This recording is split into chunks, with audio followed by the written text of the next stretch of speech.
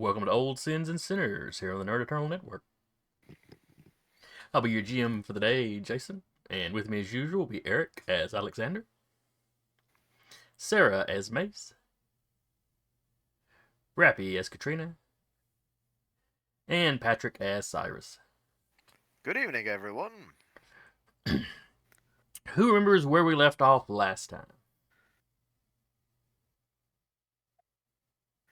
I want to say, ominous door just shut or opened. Was it really ominous? I mean, it was just the wind just blew a door open. I was off being a gremlin with gems. You were off what? So Alexander was off being a gremlin with Granny Lula.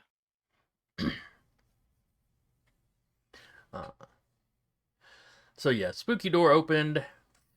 I think it was pretty much universally decided not to go in.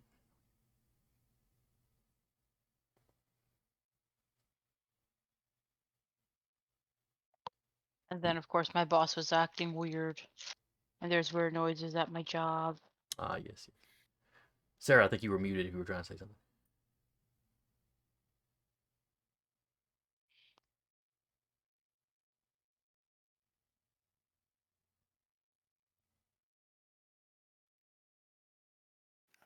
Sounds like we just lost somebody.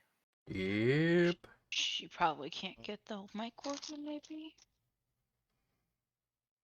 This is unfair. We waited until after 7 to start. Yeah, I was seeing if I said something in chat earlier, but no one responded, so I figured I was just being ignored. Never. No, I didn't hear anything. Okay, you seem to have it We working just now. didn't hear you. Yeah, but it seems to be working now. But for how long? We'll find out. So anyway, what was it you were trying to say that we can hear? I don't think it was so much universally agreed as Zeke carried off Lulu, and Mace was like, "No, you're not going in there. You're not even going to mess with the wards. We're leaving this area."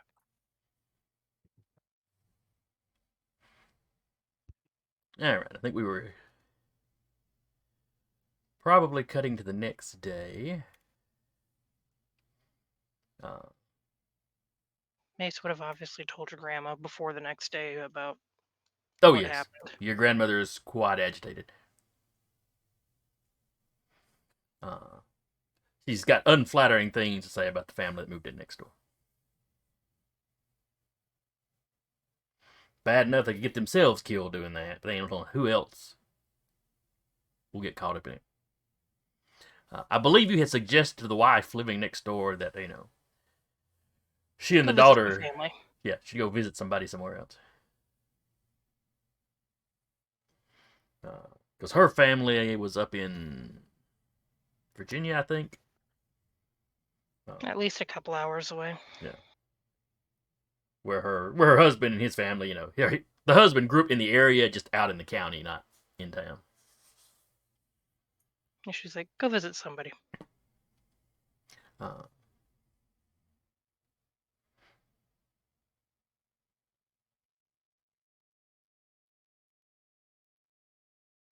So your grandmother doesn't want to just rush over like that night, deal with it, because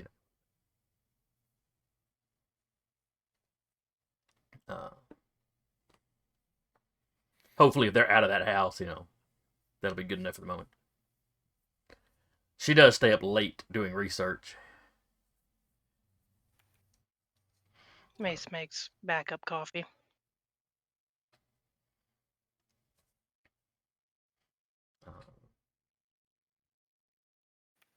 Coffee is good coffee. Zeke and crap, I just suddenly completely blanked Lucille. on Lucille, thank you. I just completely blanked on the character's name for a second.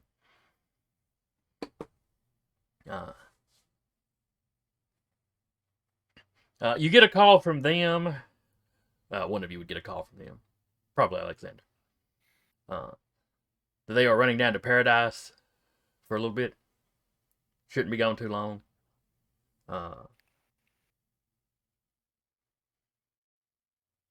They give you Lucille's the number for Lucille's apartment, so you can get in contact with him if you need to.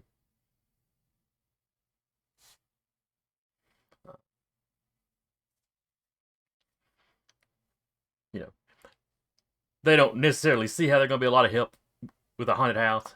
It seems like something the granny will probably handle. But if you need them, they don't really go into what business it is that's dragging them down there. Except two of us know. You may know. You may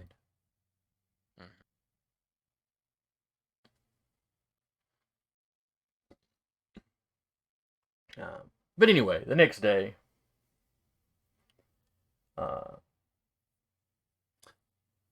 Catriona, when you get to work that morning, Dr. Seats. The man who stared too long. He's just an avid reader. Calm down. An avid reader of, Eldritch language.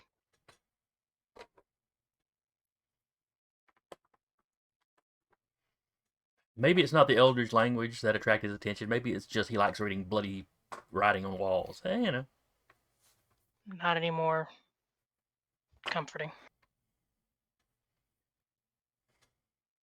Well, I don't know. Do you want just a regular old run-of-the-mill psycho or some supernaturally endowed psycho? Which is worse? Yes. The last one. Hannibal Lecter or Jason Voorhees? I mean, who do you want to fight? Who do you want to take in a fight? Neither.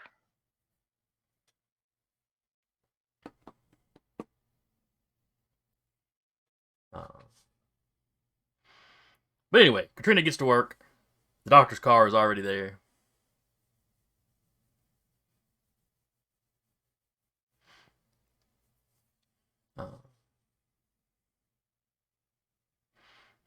But you don't hear Does he anybody. usually get there before her? No, usually you get there and open the place up.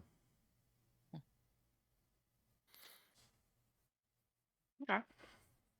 The doctor likes, he likes the lights to be on when he gets there and the coffee to already be made.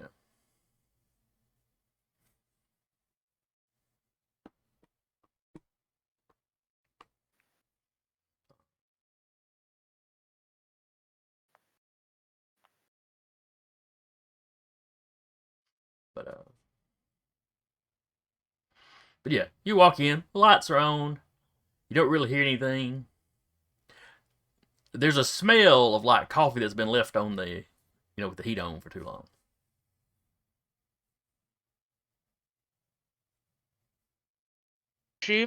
Would she know? Did he leave before she did, or did she leave before him the night before? You left first. He had just a little bit of something he was working on. I shall go in and be like, Dr. Seats? She'll kind of try to call for him. You step to the back. He's not in his office. He's not in the main examining room.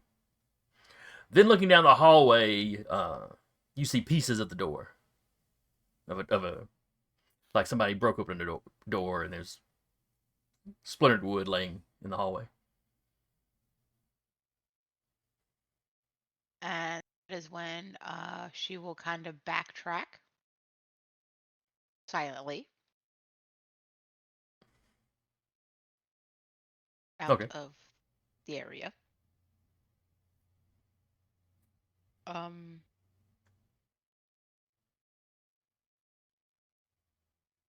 And probably call Alexander or Mace.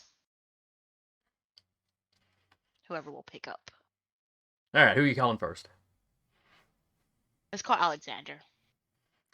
All right, Alexander. Let's see. Doctor's office. I'm trying to think of when y'all would open. Since it's just the one doctor. So let's say it's 9 or so, Alexander, when you get the phone call.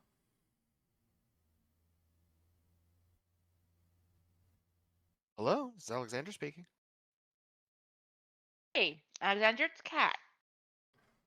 Hello there. How's it going? Good. Are you busy? Running a few experiments, but I'm not terribly busy at present. What's up? So, my boss has been acting weird since that night we were looking for things. I ain't surprised. The bodies that we had, he put down there, and he's been working on them and locking the door afterwards, which he usually kind of never does. And then I thought I heard noise the day before in that room, and he wasn't here yet. Hmm. So of course I left, and then he was there, and I left before him. I come in today, and his car's still here, and the door splintered, like something bashed its way out. Let's see. Uh, Tell you what. Uh, you call the police, get them down there. I'll go grab Mace, and we'll see what we can do from there. Okay. And then she'll hang up the phone and call the cops. So he grabs his things, gets in the truck, heads over to Mace's place. All right, so you call the police. Picks up on the second ring. Ryan Sheriff's Department. How can I help you? Hi, yes. This is Catriona. I work for Dr. Seats. Oh, And yeah. I came in today. His car is still here, but when I walked in, one of the doors looked like it was broken and splintered. And when I had called for him, he didn't answer. We'll get a car over there right away. Thank you.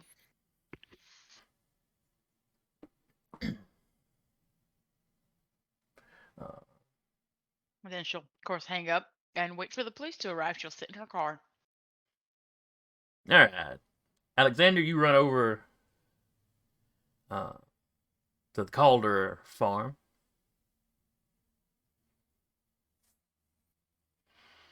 Mace, your grandmother is still in bed.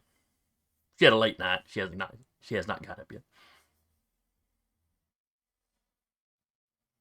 And you hear a car pulling up.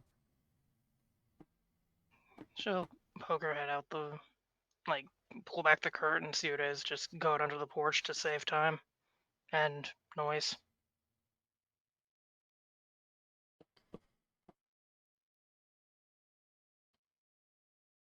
Hello. Hello. Who broke what? Well, none of us? Apparently something broke out of the doctor's office?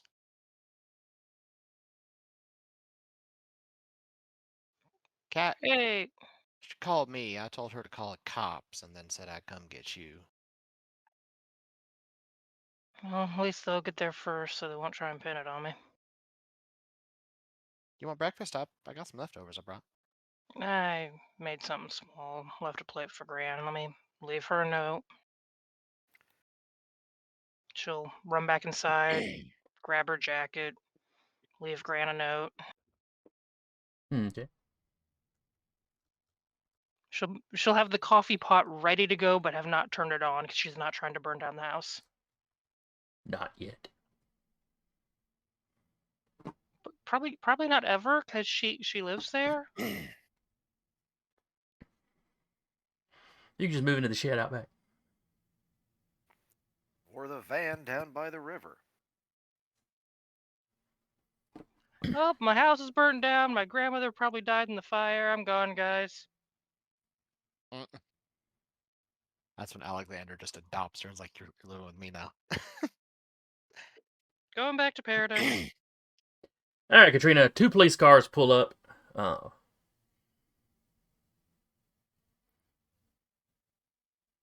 Couple of A couple of the sheriff's deputies get out.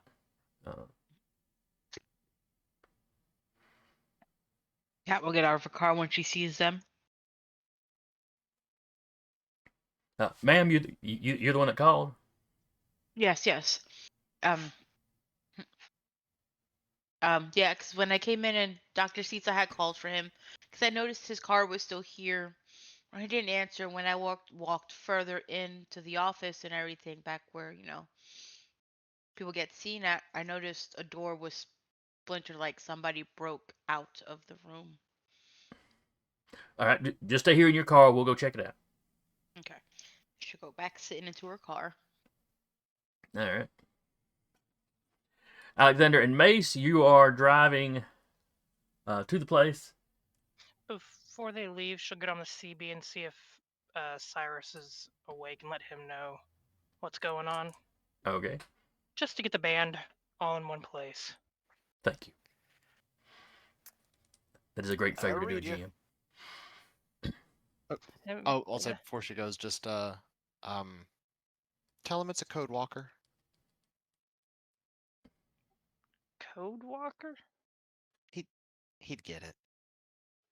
Okay, sure, and she'll pass it on. Oh, a code walker, huh? Understood. And then you hear the distinctive sound of a magazine being shoved into a pistol.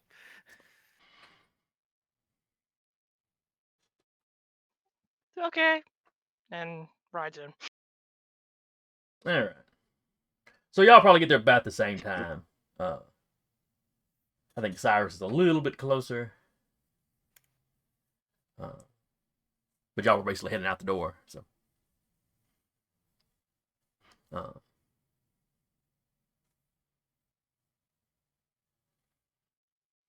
Catriona, the police are in there 5 minutes or so before one of the officers basically comes to the door and kind of motions for you to come in.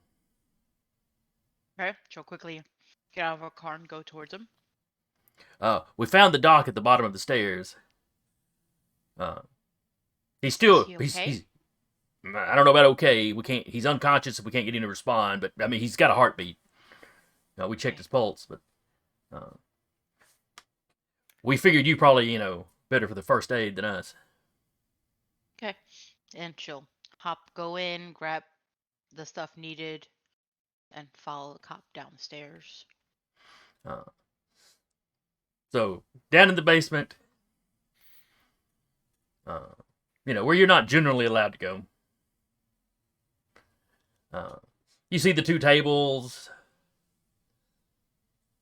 kind of, I don't want to call them autopsy tables, but that's more or less what they are. The tables are empty. The doctor is kind of slumped over against the wall.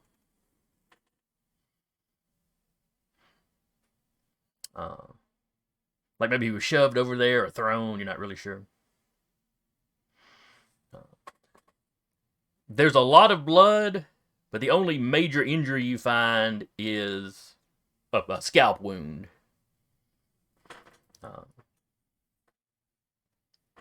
Does he look like he was in the same clothes as yesterday? Yes.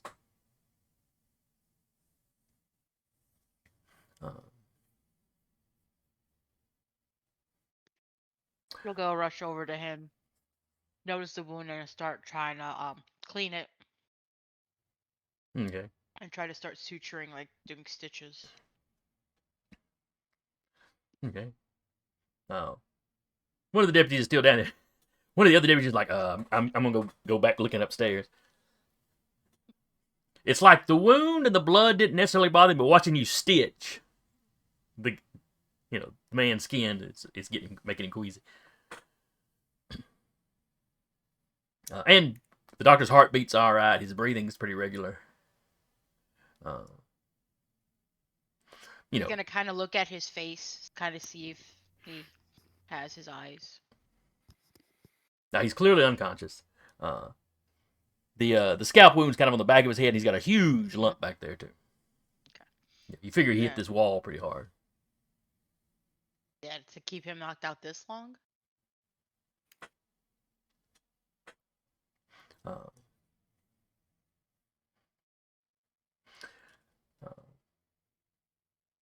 Cyrus, Mace, Alexander. You arrive at the doctor's office. You see the doctor's car, Catriona's car, and 2 police cars. Like I said, y'all arriving about the same time.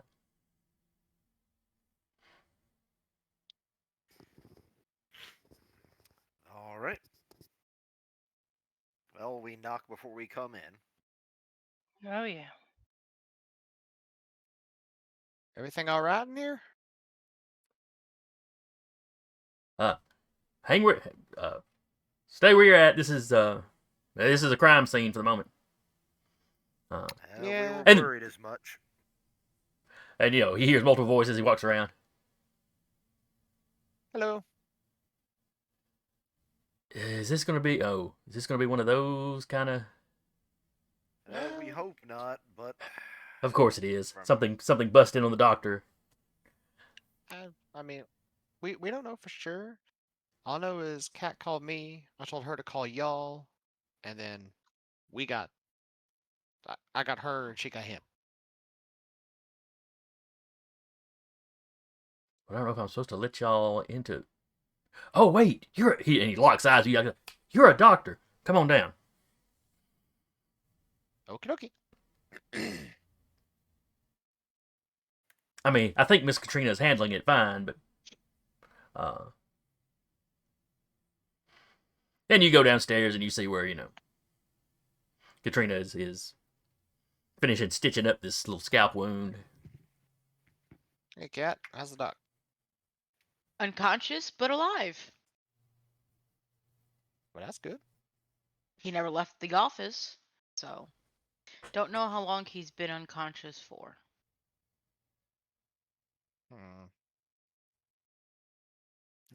It's hard to say, especially with head wounds. Now you do both note he has not soiled himself, which would probably happen if he was unconscious for too long a period. Well, A gross but medically relevant fact. I mean, it's not like he's soiled himself yet, so can't have been out too terribly long.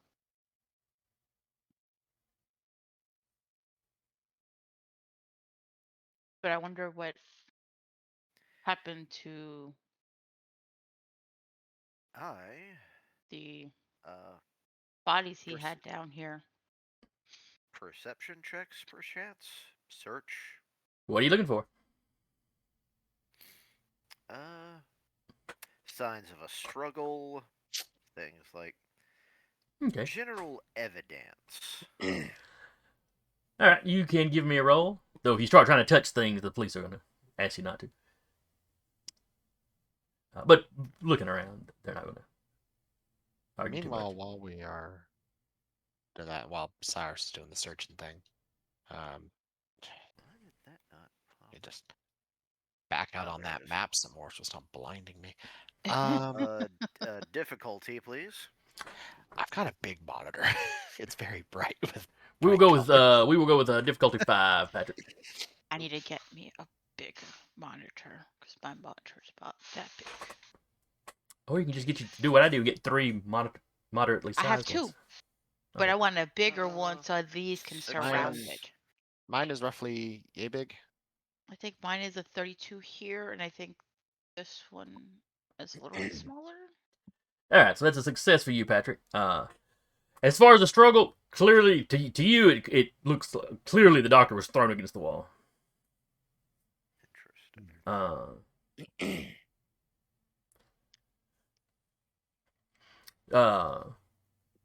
There are some knocked over shelves, which I should probably describe when Catriona walked down, but she was focused on the patient. But yeah, it looks like some stuff's been smashed up and tossed around down here. Vials of liquid. You can kind of smell some formaldehyde. Took a second. Nothing that jumps out at you as weird for what the doctor was doing down here. As this is clearly, his kind of makeshift autopsy area.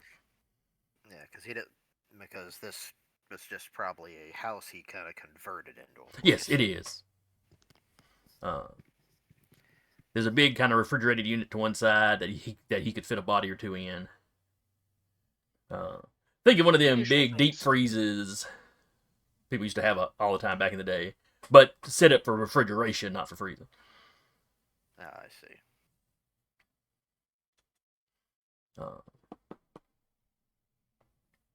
And there's nothing in there. I mean, the bodies are definitely gone. Yeah. Well, we didn't know about the bodies to begin with, I don't think. No, Catriona knew he had carried him down there. Yes, and Katrina told Alexander when she had called Yeah. him on the phone. Oh, okay. That's right, because you had That's true. stepped down the stairs to get his attention, and you'd seen him working on him. And then I had said when Alexander came to check, I'm like, but I'm wondering where the bodies he had down here went. I missed that bit. Sorry. No, Yeah. So he'll sort of lean back and go, bodies? What bodies? Whoever had died recently from the stuff we were dealing with the past couple of days, the the Owens. doctor had the bodies. The Owens family? Yeah, well, the Mary and Cecil. The old couple at the farmhouse with the riding. Like, he'll keep them down. He'll keep them here until the morgue can come and grab them. But I noticed he was like really working on them, and he locked the door. And he usually doesn't lock the door, even though I'm not allowed down here. He would not That's keep the not. door locked. That And is weird and suspicious. yesterday Especially I heard. considering what Granny Lula and I found. What did you guys find? Because Kat wasn't with you. She went back. Mace looking around. Are the cops still down here with them? And staring at you intently. Fantastic. One of them is like, hey Bob, I'm gonna go keep checking upstairs. Hey, Bob, why don't you go upstairs and make sure that nothing's been disturbed upstairs with him? Buddy system?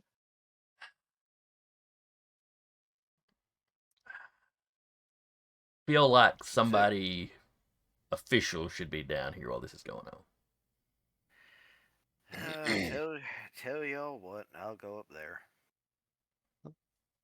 It's more of a how many nightmares you want.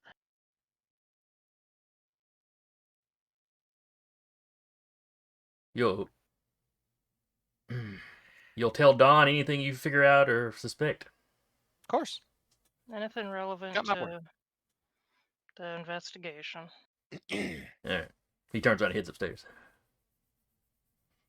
Clearly, Don's position as, the X-File guy has become semi-official. Official. A semi-official. Yeah. So, once he's gone, Alexander sighs like, I ain't cut out for all this cloak and dagger. But to put it bluntly, Now, do you actually need me to give you some instruction on that then? Honestly, we could. I mean, I need you here, so you're informed. So Granny Lula and I went back to the farm. I cured her arthritis. Quick question. Would Grant have told her any of this? Not once the gallows thing came up. That's like, struck her as the more important. Okay. Just wanted to check. Yeah. He just casually tosses, I cured her arthritis.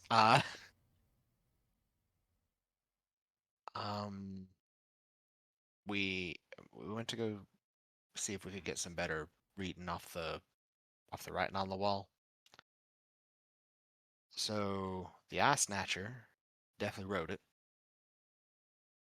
but the Owens were used as a sacrifice, and the power of the sacrifice was being siphoned elsewhere. So the fact that your dear Doc here was Probably experimenting on sacrificed bodies is a bit of a concern.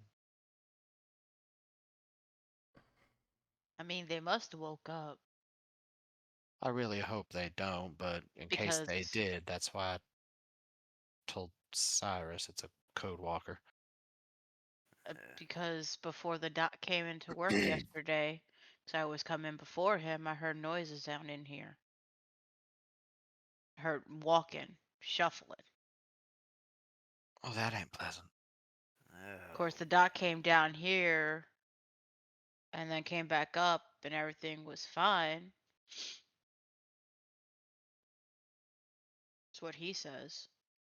Should I wake him up?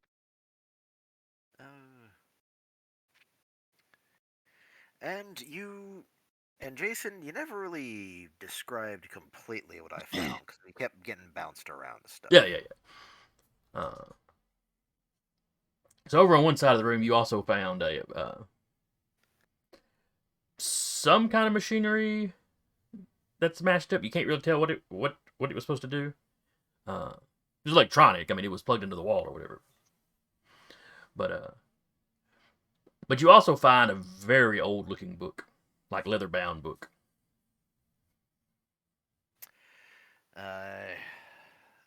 Look at said book. It's got a latch and it's locked shut.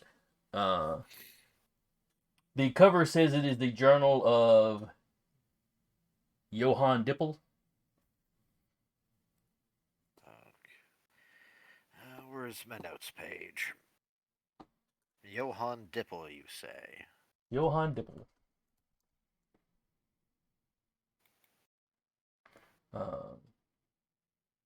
Well, excuse me. The cover is written in German. Johann Dippel. I mean, the name's the name. You make that. Well, come think of it. Come to think of it, it's German.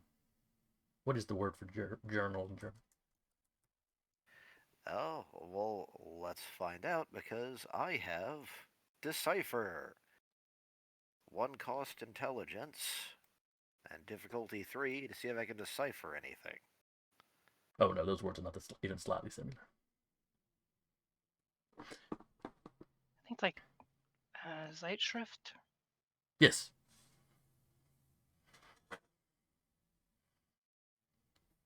But yeah, you can give me that little decipher roll there, Patrick, to see if you can scratch together enough German.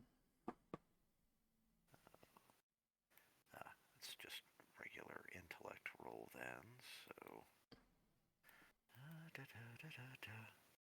so... Difficulty 4. Actually, it's difficulty 3 always for this power. Oh, okay, because the power. Fair enough.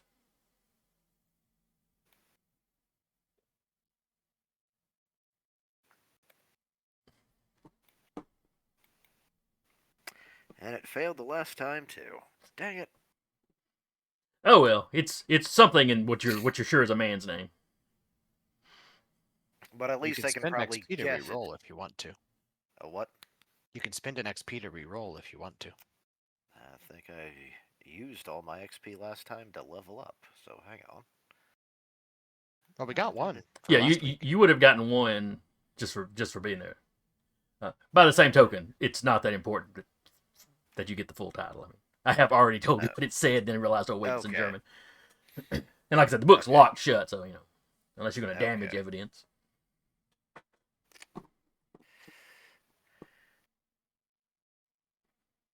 And I actually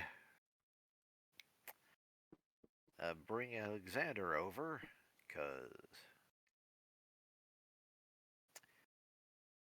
I think it's... considering some of the films I've been having to put up lately, usually some old tome is not a good sign.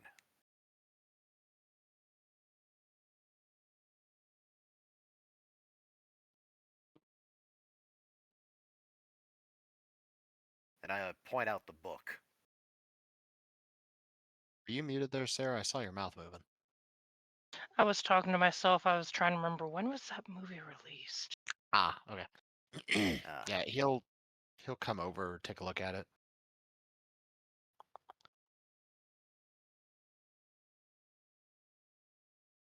Yeah, looks like a the old leather bound book. Looks like it's you know, sorry, got a gnat that I can't squish apparently. But yeah, looks like an old book.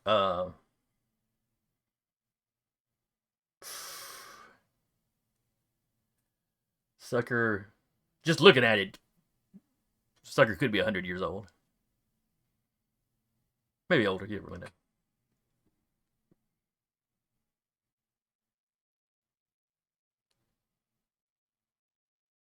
I want to see if this thing has magic on it.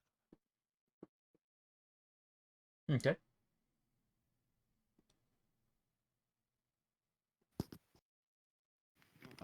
Specifically, I'm going to utilize trace the threads just in case.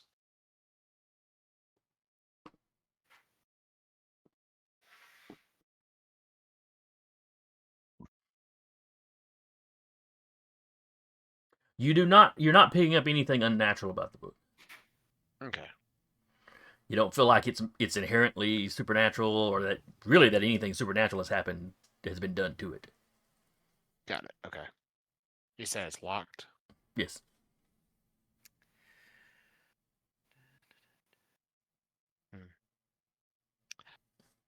While he's thinking about it, he's going to turn and also use trace the threads on the doctor.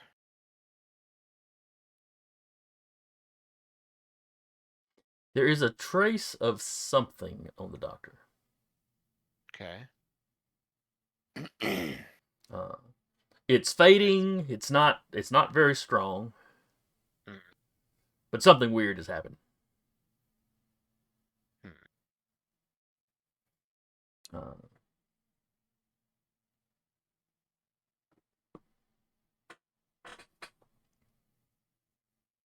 Let's see. And you feel some kind of... I remember how this thing works. Let's see. Choose magic creature object.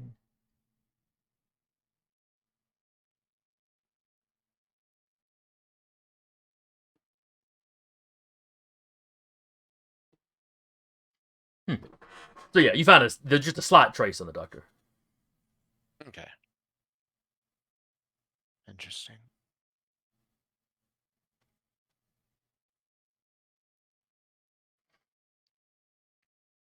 Well, I did promise to let Don know if we found anything.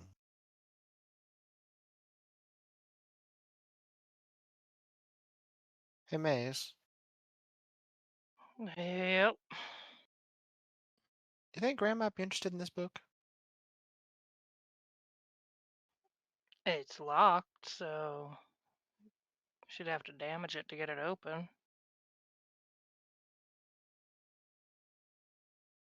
He gets a very guilty look on his face. What? I mean, it's locked. She'll have to damage it to get it open. And what?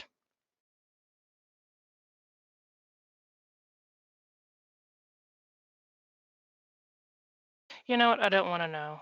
She'd probably be I don't interested know in what it. they're called. The metal stuff. Lock picks. That's it. Thank you. You're a doctor and you didn't know lockpick? I've never really needed one.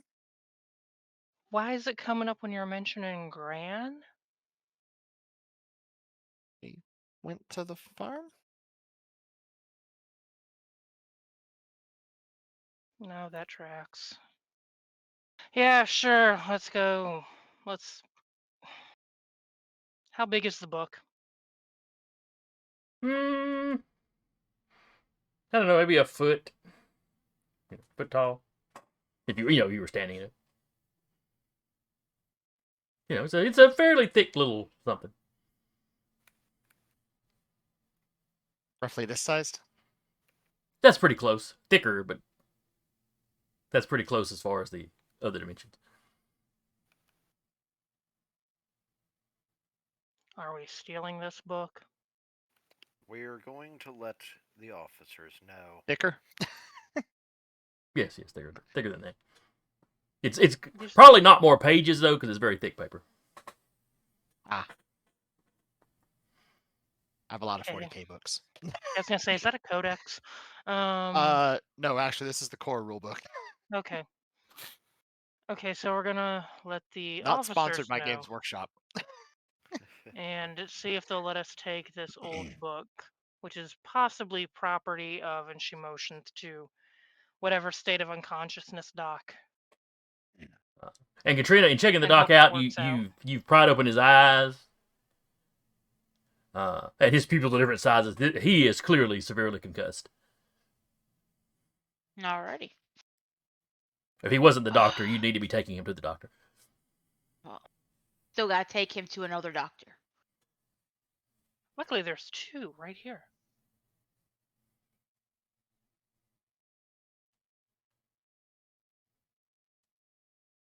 I mean, one of them's knocked out, you know. You're a sage, right? Yes. Kind of counts. Well, speaking of the doc, y'all want me to wake him up? I mean, is it a good idea? How much of our nefarious plan for his book here do we want him to hear?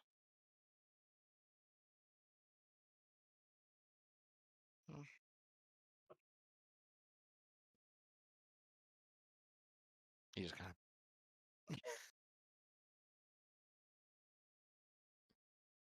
the whole finger poke thing. Let me. Okey-dokey. Do you think that they'd get angry at us for picking up the book and taking it up to ask him? Nah, I mean, I'm here, so probably.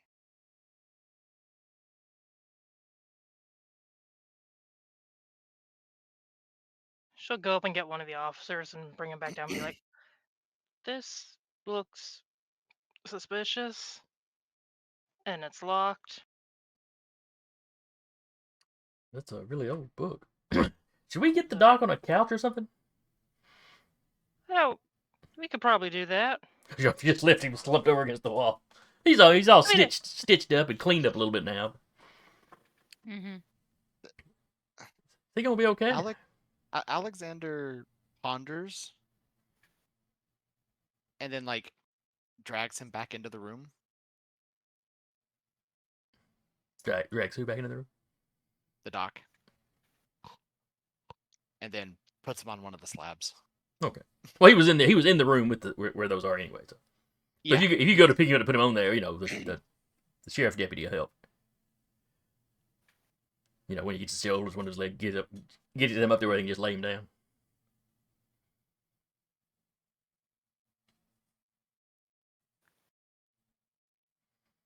That's Now he's gonna be gonna. a fun way for him to wake up. Well, I was feeling a little petty. Now you just need a cardboard tube and a flashlight What? right over his face. I'm gonna go get fresh air. I'm gonna pass out. He pouts.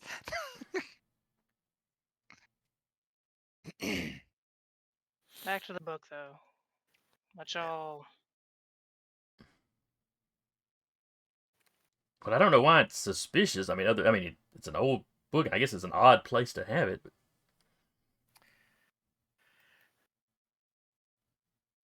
Where did you find it at exactly? She hasn't moved it. Oh, well, that's some of the guys I think had been fiddling with it, looking at it. And it's over there where like some shelves got knocked off the wall. So it is not the only book laying in a pile there, but the rest of them look pretty normal medical texts. Modern stuff.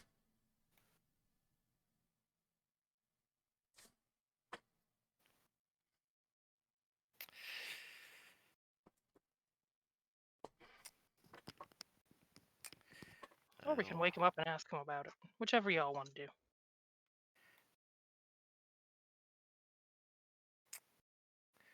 I'm also going to look at the smashed machine. Okay. I'm just gonna do I'm gonna see if I can get like an idea about what this thing was. Whether it was an embalming fluid or some kind of actual medical equipment. I don't know because I'm pretty sure they'd both know it, but I figured I'd check. All right. Let's see what would you need to roll for that. Do you have any sort of? You're not gonna have any. Excuse me. Any engineering or No, I do not. electrician related stuff.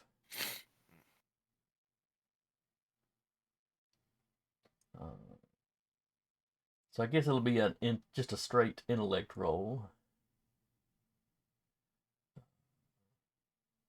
All right. Difficulty 4 or 3. This will be difficulty 4. All right.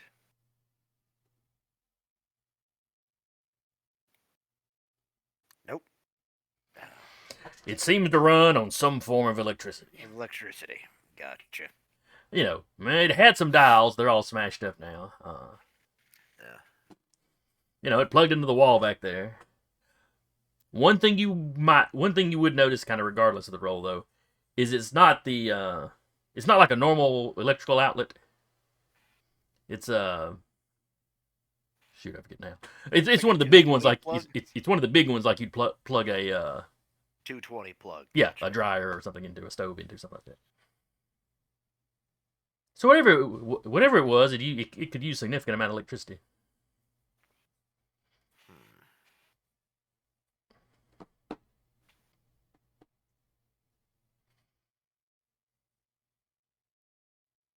Hey, Kat, you have any idea what this is? Would she? It's not any medical equipment that you recognize off the top of your head. I mean, it's smashed up, No, so no. Dr. Seeds did not like me to be down here, so I don't know a lot of what he does have down here.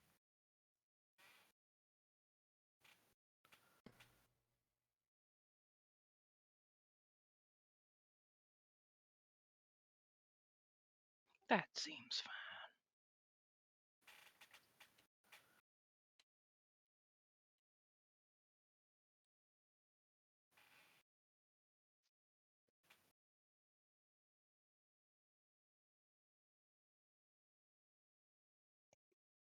at this point, sheriff or not sheriff, the deputy. Deputy Don. No, Don's not here. Uh, the one named Bob. Or, probably Robert, but yeah. His buddy called him Bob's. But yeah, Bob's looking at the doctor. Is there anything we can do for him? It can't be good that he's been unconscious this long from a head wound. I do have some smelling salts in my bag upstairs.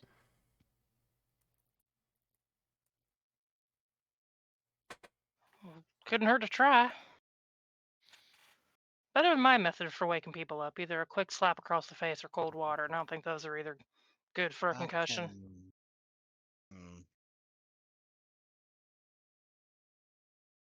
Just do it. Yeah. He'll have to stew in the fact that you did it. Doc heals 4.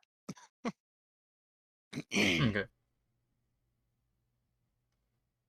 He grabs some herbs, sort of mashes into his palm in a paste.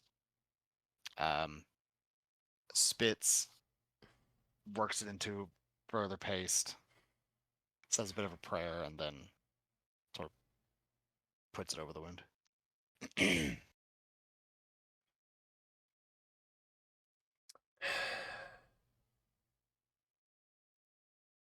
Almost immediately, he sort of twitches and his eyes open, and you can tell he's still not focusing real well. What? You with us? Yes. Oh, my head.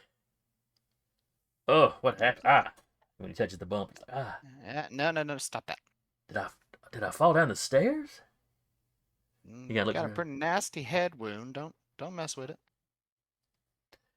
Got some ointment on there. Cat patched you up. Oh, good. Okay, basement. Okay. Why are you here? Well, you weren't responding to nobody, and I'm the other doctor in town, so Cat called me to make sure you're all right.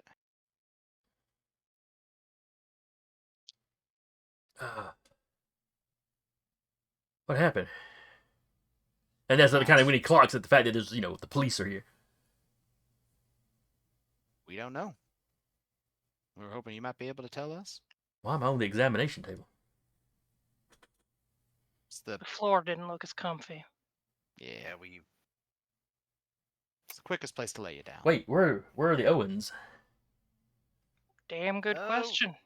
We were getting ready to ask you about that when you were more lucid. What's that over there, by the way? Wait, I had an open head wound. You laid me on the table and I had a dead body on. I patched you up. Are you sure head you're a wound- doctor? Your head wound was cleaned and stitched. And I got an ointment on there that sealed it up nice. Woke you up immediately. What's And I mean, putting you what on kind fabric of would have been ointment? even more unsanitary. What kind of ointment? He starts. Stop touching it. Grabs the hand. Doctors make terrible patients. If you must know, he opens up his bag and pulls out a whole bunch of herbs. Puts them back in the bag. Look, you can self-doctor yourself once we get done. Well, that one is at least mildly antiseptic. So. I know what I'm doing. And Jason, what was the doctor's actual name? I forget. Dr. Dalton Seats. Seats. Dalton Seats Dalton is his full Seats. name.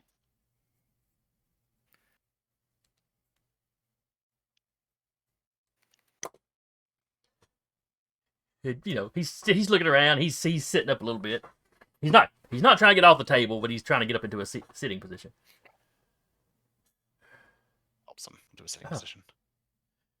Oh, someone's wrecked all. Oh, this is gonna take forever to clean Well, up. Doctor, when I came in, the door was smashed in. Like somebody busted out of here.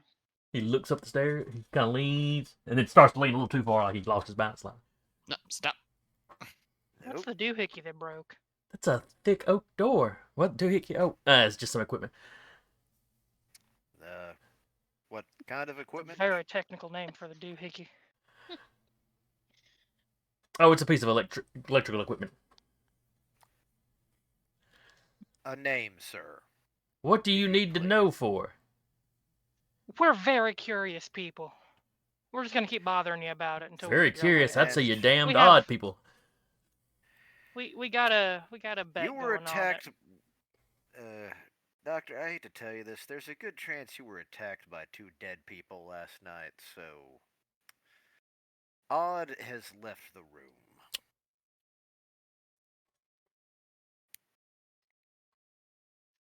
Mr. He's looking at you, Cyrus, like you can't place your name.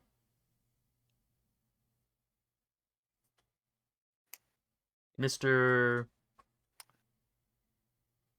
Actually, hang on, because for some odd reason. What is my name? Well, no, because my bio did not upload. That's fantastic. You may call me Cyrus, sir. Mr. Cyrus, have you also been struck in the head? No, sir. The dead do not generally get back up. Now, there have been a few incidents, but in all likelihood, they weren't actually dead. People sitting up at their funerals. And that's not even bringing Well, I wanted Jesus to into the know what equation. From Alexander's Which is position, kind of behind the doctor, anybody that can see his face has immediately seen him clam up. Well, sir, which is why we were curious about that machine, because if it was an embalming machine, they would definitely be dead. No, it can just run currents of varying strengths. Like Frankenstein bullshit? Well, not on par with a lightning bolt, which I think is what they used in the movie. Though in the novel, it was quite different. Though much vaguer. But Mary Shelley was a writer, not a medical professional. And you're a doctor, not an electrician. Why? Yeah. I was working on therapeutic uses for electricity. On a dead body? And I don't think they really need the therapy. Not specifically dead bodies. Look, this is just Oh, where not specifically. this is just where I had the proper plug. Calm down.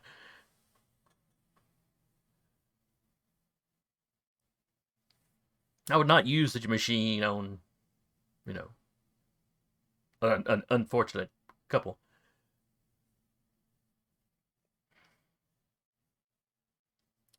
I may have used it to conduct some experiments on animal carcasses. You run electricity through even a dead muscle if it's relatively fresh. Is there So like we an actually- insight check for this guy? He's not making it Yeah. sound any better. You do, pardon the parlance, sir, but you are definitely digging your own grave right now. It's my business what I do with my equipment. Just a glance over. How do the officers look right now? They look at all weirded out about the fact that the local doctor is like, yeah, I totally run electric current through dead animals on my free time. A little bit, yeah. A little bit, yeah. Cool. Any kind of roll to kind of get a read on this guy? All right, what do you want to roll? I don't know. What would be like an insight kind of roll? Intellect? Let me see here. You Oh know yeah, what? I mean it would definitely be intellect based. I know I can't help her, but can I also roll, considering Trace the Threads is still on this guy? There it is. Yeah, but that's the trace magical stuff. I mean, you're just getting a vibe reading on him. Well, so it's or had magic used on them, trained in all tasks involving following, hunting, finding, interacting with, and understanding them. Okay, fair enough. That would work. There we go. And I'll be hindered because social interactions en route. But she's gonna try because this guy's weirding her out. Okay. So Yeah. the difficulty is 5. Okay. You have an asset because he's concussed. Alexander's helped him a lot, but he's still concussed, and probably a little loopier than usual. All right. I mean, he hasn't really scowled at difficulty Alexander yet. again? 5. Okay, and having an asset would just cancel it to trained instead of untrained. Cool. Success. I'm also gonna effort this because why not?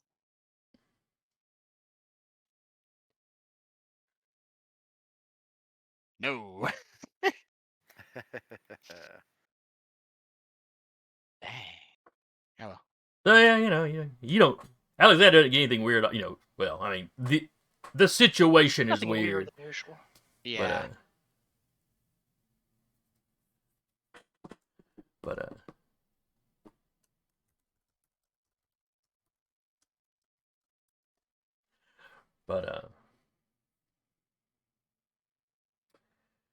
Mace, you see the look kind of pass over his face, a look you've seen many times with your former employer.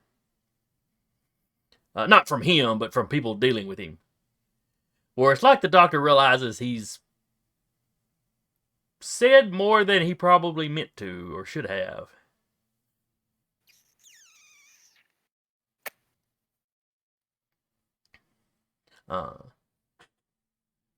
Cool.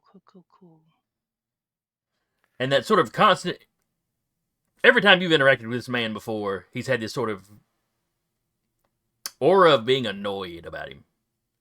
Very snooty. And that's starting to slip back into place. Yeah, where he woke up disoriented and was just gathering information. There we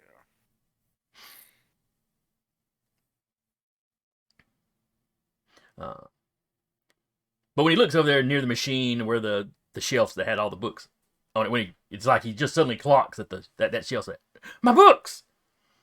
And then he tries to hop up off the table. Careful, he probably got a concussion. He sort of wobbles and grabs the table. Yes, I think that's a safe assurance. As far as I know, the books aren't going to wander off. So, I'll No, get them back up I on have the shelf for you. I have an antique over there. It's irreplaceable. We should have swiped that book while we had the chance. And Officer Bob's like, "Oh, this one over here," and I don't know who was currently holding it or where y'all had set it, but Bob shows him where it's at. And he walks over to it and he's examining. Oh, damn it. Luckily, it looks like it's just a little scuffing of the leather. Doc, sit down. You read Oh, German, yes, yes. Doc? Oh, yes. I took German in college. And he goes over there, and there's a couple of like folding chairs and stuff down here. So he finds him a seat. And he's cradling his book. So, well, if that really is your book, sir, what did Johann Dribble discover?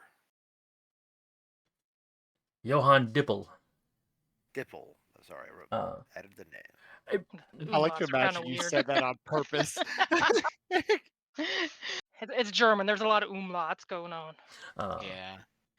Why is there an umlaut over the P? Really weird German. Actually, a prank.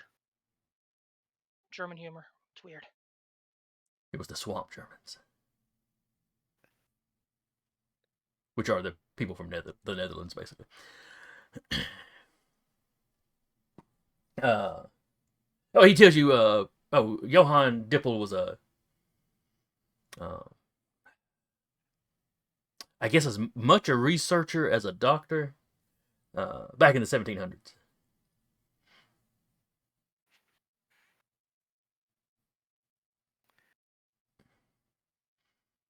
In the early days when they were starting to realize how electricity might play into how the human body operates.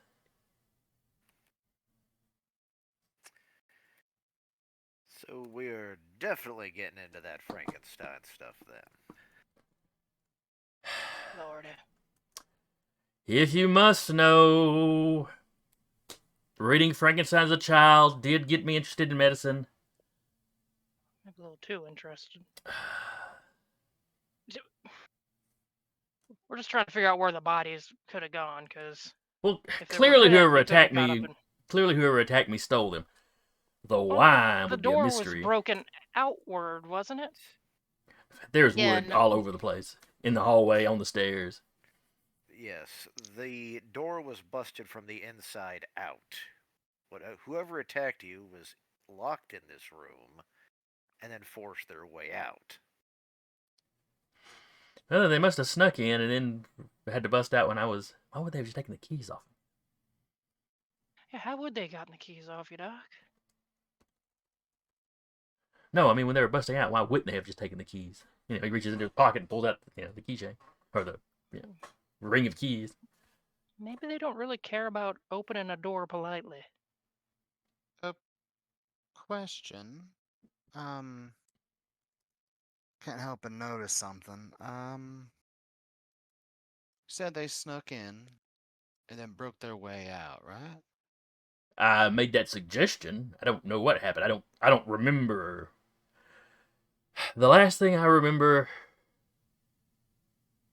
I think Catriona was leaving. Wait, how long have I been unconscious? It's the next day. Not long enough to soil yourself. Mace Oh, piped a okay. laugh with a cough. The doctor just seems to take that as, oh, okay, so likely. I'm fine. Likely not any more than 10 or 12 hours. Ooh, it's a severe concussion, though, if I've been out that long. And you will need Oh. to go to the hospital. I don't know if that'll be necessary. It is necessary. I'll just be. I'm sure if I stay up. I mean, if I begin having nausea, or he rattles off the the other warning signs.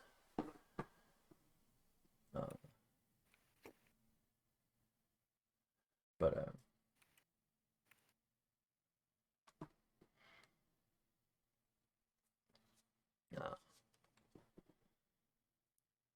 basically he just won't. He'll stay awake for 24 hours or whatever, and it should be fine. We'll probably need to cancel any appointments for today, though.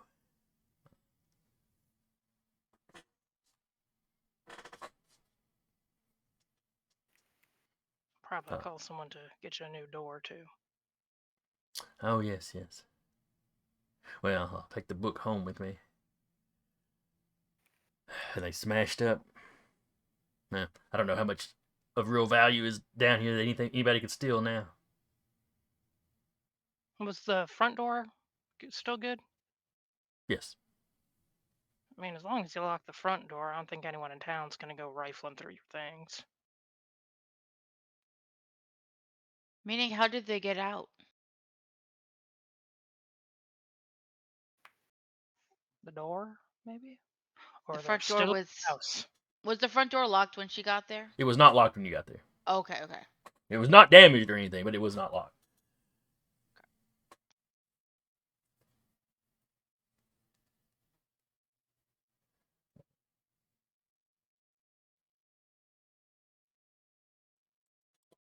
Well,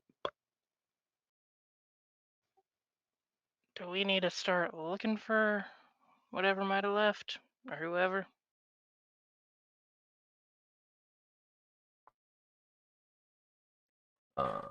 The officer's like, well, that's generally the police's job, but I mean, you guys are welcome to get started. Go ahead and knock yourself out. yeah, we should probably And then he's like he realizes he's just been standing there listening to all this weird crap. He starts pulling out his thing. Oh, I should probably get a full official report or official statement. Put out an APB for the Owens. Aren't they dead? That's what we thought.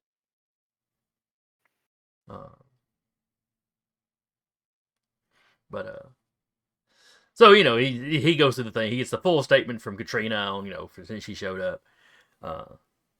He gets a shorter statement from the doc, who's basically like, hey, the last thing I remember was finishing up work yesterday. I was coming down here to help to finish getting the Owens ready for burial.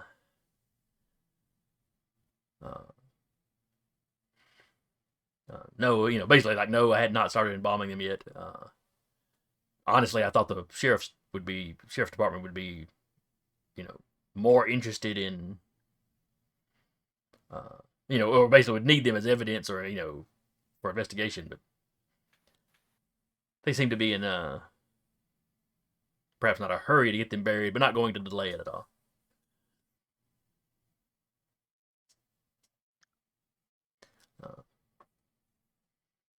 But yeah, telling Catriona good night's about the last thing he remembers. Yeah. He remembers coming down here and getting started back to work a little bit,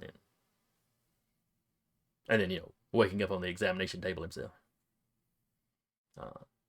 And he gets a brief little statement from the rest of you, as far as how y'all wound up here, Catriona calling you and all that.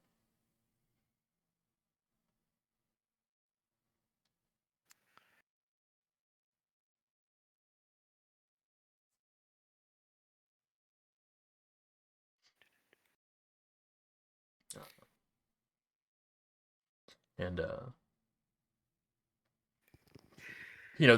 police are going to look around the property a little bit more, but they don't really find anything. A quick survey of the office doesn't seem like anything was stolen. Nothing other than the door. Nothing other than what's in the basement and the door. Nothing else was damaged. I'm gonna head outside for a moment, and I'm gonna do a tracking roll, Okay.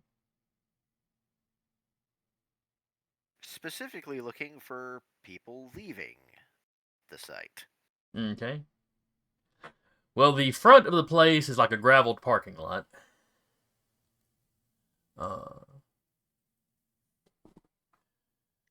That just leads out to the main road. So, what is challenging, difficult? Uh, this is going to be formidable because this is fairly packed gravel. Okay. There's just not a whole lot of material to leave a footprint in.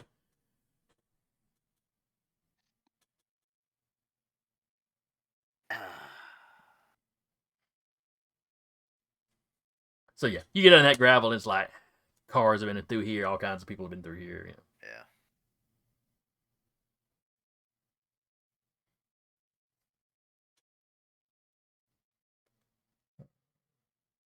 Did I not put Doc's spot on the map?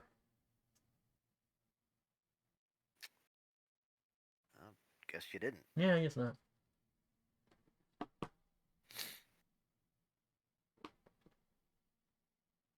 It's like somewhere around here.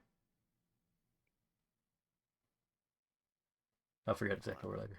Unimportant at the moment. It's not quite in the main downtown area, but it's pretty close. I guess I just been looking at Catriona's house and figuring it was close to that.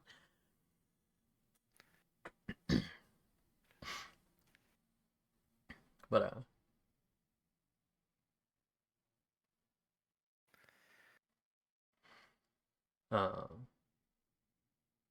where was I? Oh yes.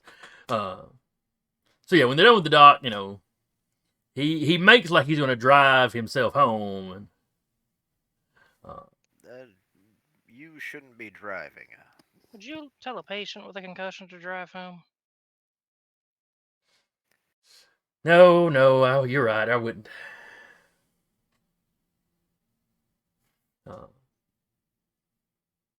Sure, one of the officers could drive you home if you asked him. He kind of looks over the officers. He goes, "Oh yeah, dog. We can give you a drive home."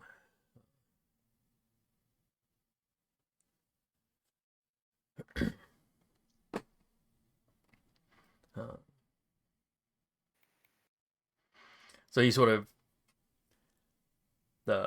Bob kind of ushers everybody out of the basement.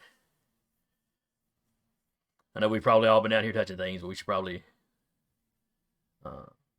see about getting thumb printing done or something.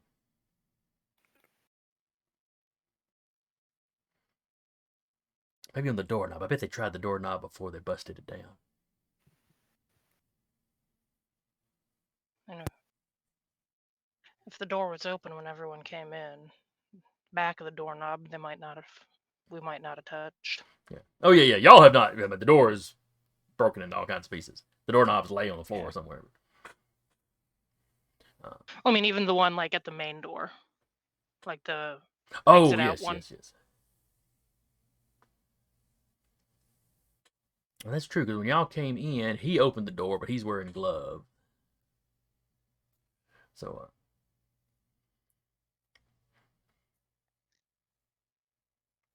anyway, though, he escorts you out. The other officer takes loads the doc up, takes him home. Again, Catriona, the doc reminds you as he's leaving to call anybody that had appointments today and reschedule. Just tell him I had a fall. I'm okay that I just had a fall, and he take the day off. No reason to The next couple of days off. I'll probably be fine by tomorrow. I'll be right back. But he's left the rescheduling up to you, so you could reschedule whatever you wanted. And that's what she's gonna do. She's gonna give him a week off.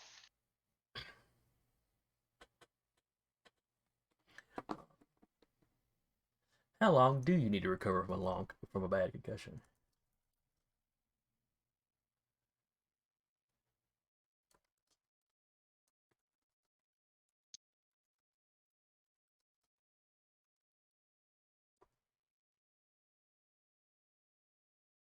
Oh, yeah, actually. A severe concussion, yeah. It could take a A while. week, Uh, 2 weeks. 2 to 4 weeks for a severe concussion. Of course, Alexander sped things along, so. Then 2 weeks. And you can try to schedule that. Uh, you'll be surprised if you can get him to take more than a week off. You'll be surprised. But There's no appointments today. That's so strange. Everybody wanted to give you the little extra time you needed. And I want to say you're a full-fledged nurse, correct? Or Catriona's a full-fledged nurse, correct? Mm-hmm. No. Yeah. So if it's like if somebody just needs a prescription re-upped, you can do that. The rules were not quite as strict in the 70s. And truthfully, I think registered nurses can do it now. For basic stuff like, your insulin, you need to re-up your insulin, or anything like that. Oh yeah, you absolutely need some more morphine. Yeah.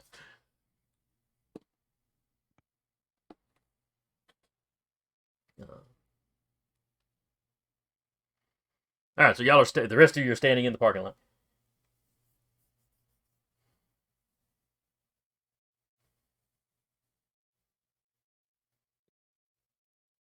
I think you muted Eric. Yeah, sorry. We're down 2 folks at the moment. Oh, that's right. Okay. I had noticed one walking off. Yeah.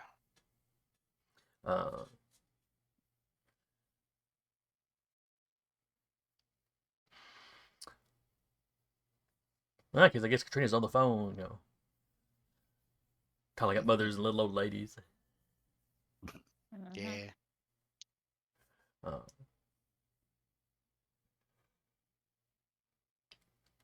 In a town this size, I don't know how busy the doctor would be on a daily basis.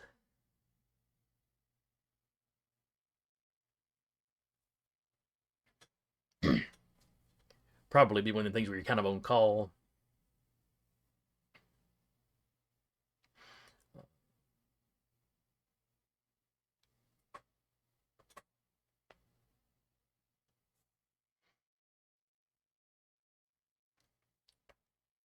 All right. So anyway, what does Looking that? it up, it said in the 70s a small town doctor was highly busy. Okay. Well, I guess even in a small town, if you're the only doctor. Yeah. So that's lots of phone calling, yeah. Mm-hmm.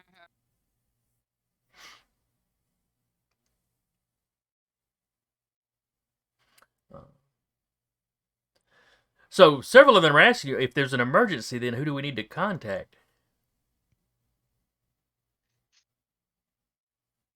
He side-eyes Alexander. And she will let them know. Contact him. Oh, okay. Does he have an office, or? No, he works out of his old Mima's place. Oh, the old Winter's place. Okay.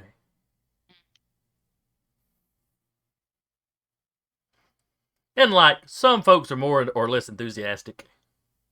Everybody likes Alexander, but some people are just a little iffy on the folksy kind of medicine. Yeah. The holistic medicine. Yes. Yeah.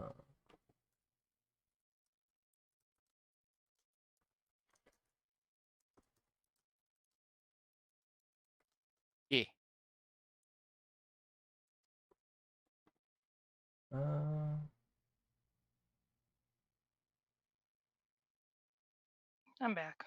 Okay. Mace Nick. would Back. suggest going and checking the Owens place. Because maybe they went back to where they were. Just, see if everything's still locked up.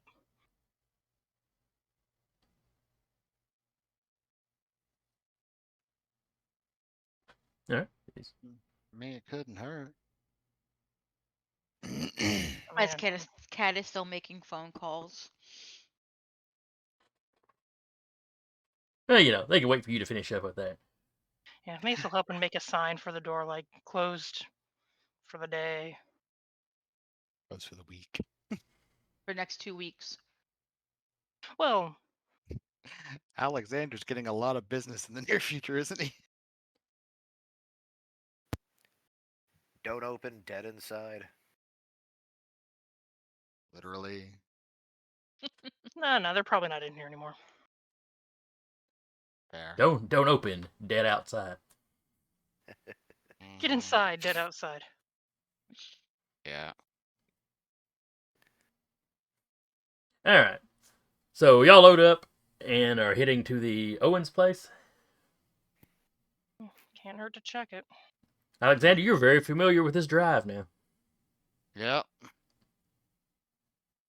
As they're driving, well, who's in his truck? Mace. Well, I think Mace may have driven with you over here. Yeah, Yeah, she she did. rode over. Okay. Didn't know if But anyone else piled in. But Catriona would have her car and Cyrus would have his. Yeah. Yeah. Oh, sorry, I'm tired. So he was sort of comment on the drive. Was like, Doc's hiding some things, man. Yeah, no shit. I He's saying stuff he didn't mean to say. Well, that, and I found it interesting that his example required folks getting into a locked basement quietly, sneaking up on him, knocking him out, either before or after having relocked the door, and then took the bodies, and instead of just opening the unlocked door, they decided to just break it down. I mean, it would be silly for that door to lock from the inside. Unless he made it that way. Well, that and he had the keys on him, so even I if don't it know. did lock from the inside, then if he was in there, he'd be able to unlock it again. The man admitted to electrifying animals. I don't got much trust for him. I don't either. Animal carcasses. He's not electrocuting live animals. That's sick. Yes, he is. Still. He's going to be down for 2 weeks because of it.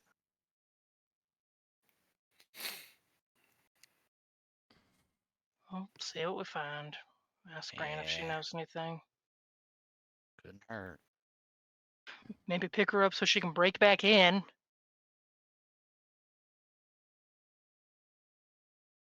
Oh, that's right. She told me not to tell you she had those. Hmm. I'm not good at this secrets thing, okay? Yeah. I won't tell her you told. Thanks, Maggie. Mm-hmm. All right, so y'all are going. Are y'all going straight to the Owens, or are y'all going to pick up? She'll be like, should we pick her up?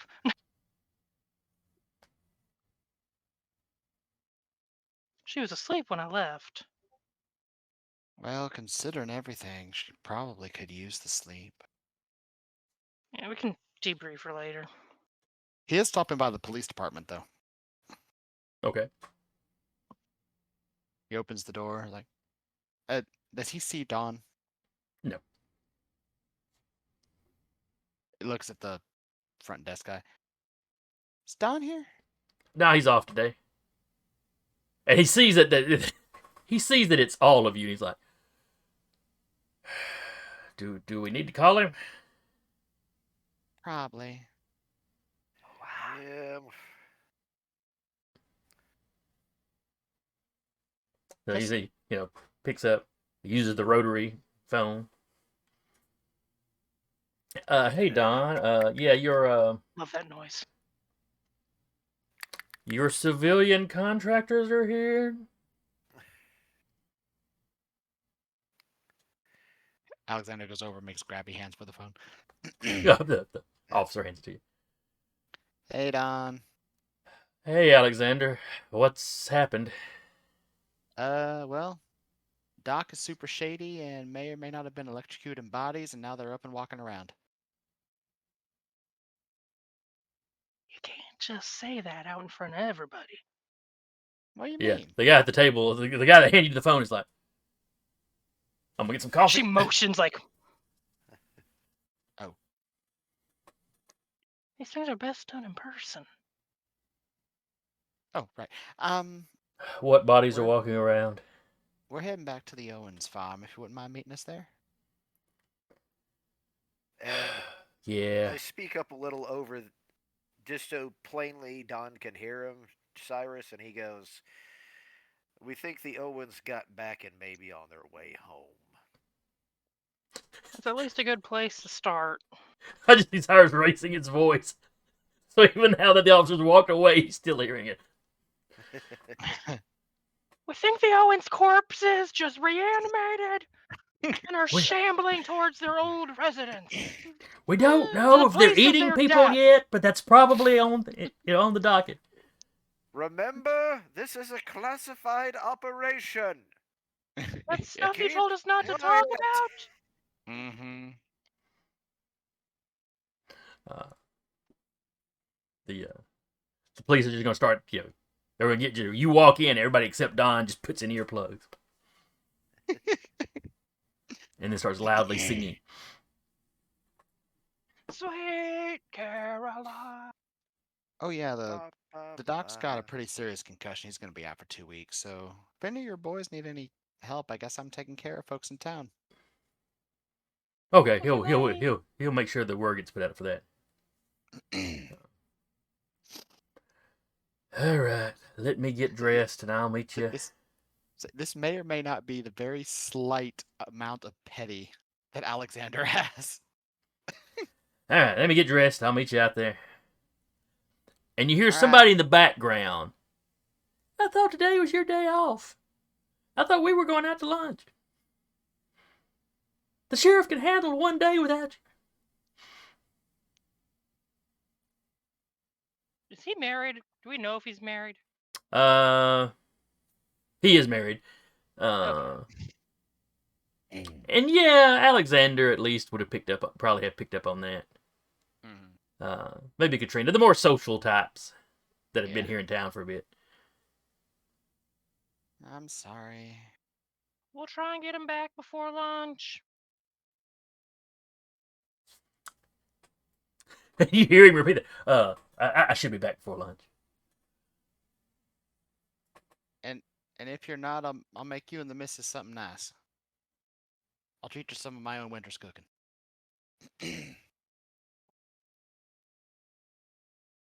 You hear, what, is he a good cook or something? Oh, you remember he starts rattling off the stuff you took to the, Yeah. she's like, oh, okay. Well, I'll hold him to that. She still doesn't sound happy about Don getting called in as often.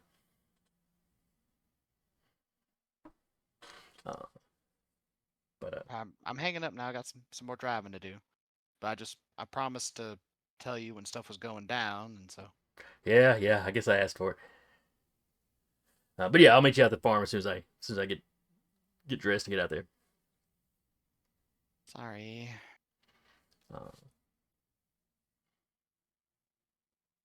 Nope. I got. All right, so y'all drive up to the Winter's place, or not the Winter's place, the Owens place. As they're leaving, he turns and looks at the officer that might be coming back. He's like, "Sorry," and it leaves.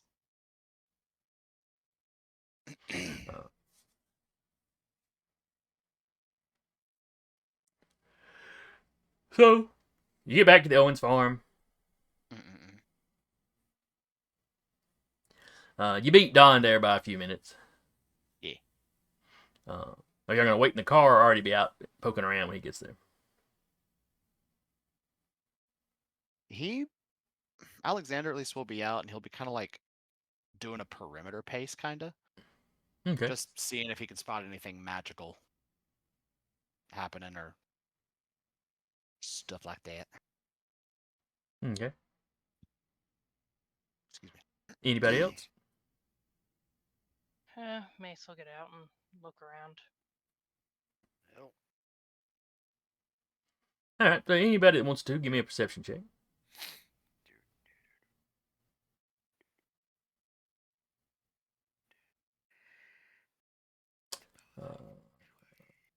I don't think I'd Right. have anything in particular I could use trace the Perception threads is for.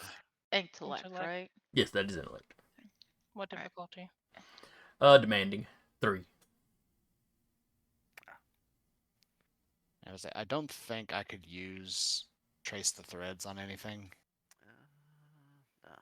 so it'll just be a straight roll for me. No. Nah. Yeah. Success on mine. Okay. So Cyrus, you're walking around the house, and there's been a lot of people here the last few days. You're seeing, A wild card is here. uh, who? At the very least, in roll 20. Oh. But so yeah, Cyrus, you spot all kinds of tracks. People have been walking around. Probably us. Yep, the cops from the other day. There's been a lot of people through here in the last few days. But you do find one good, clear footprint of somebody not wearing any shoes. Human footprint. Based on the size, probably a lady.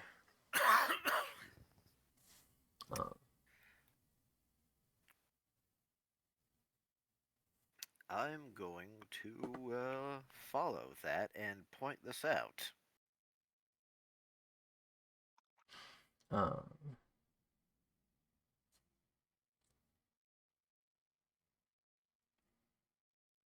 so yeah, it looks like it came.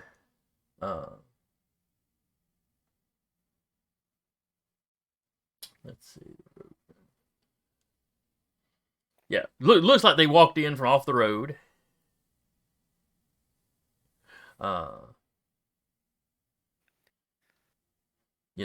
Across the front yard.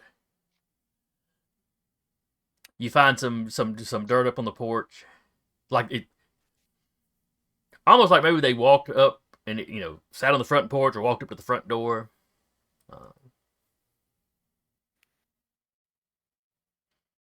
Uh, uh, Catriona, as you're doing a round around the house, you find you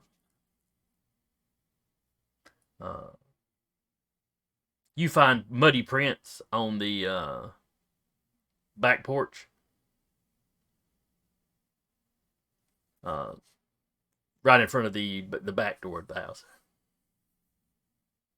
All right, I'll try to get their attention to let them know, hey, look, found prints.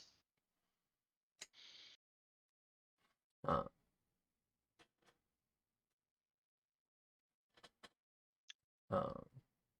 so the Cyrus, when you look at the prints she finds in the back, they are a larger foot. Where she found kind of the muddy footprints on the porch, you're able to kind of backtrack that. And these prints came in from a slightly different angle. I mean, it's still kind of from the south up. But...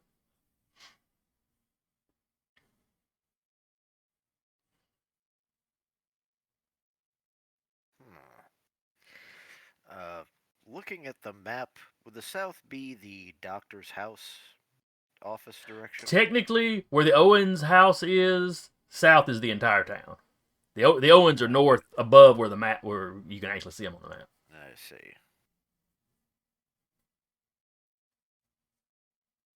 Like if you look at the road that the old Kemp farm is on,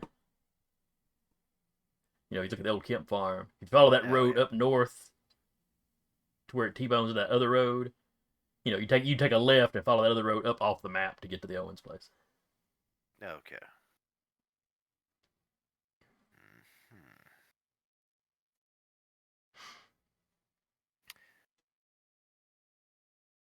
And has Don showed up yet, or? By the time y'all have found all this, Don is pulling up.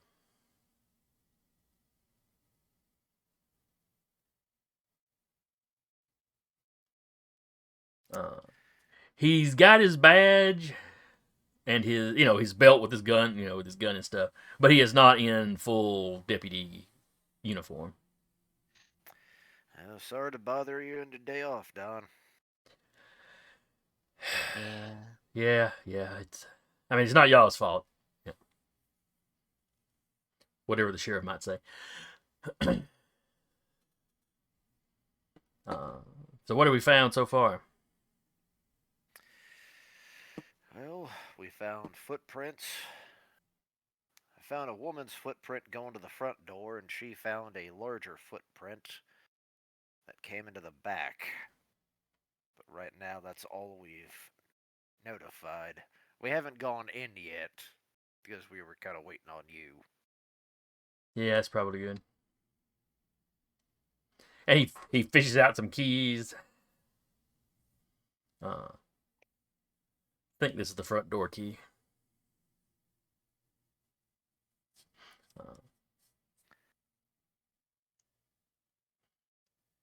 And he unlocks the door. Front door was locked.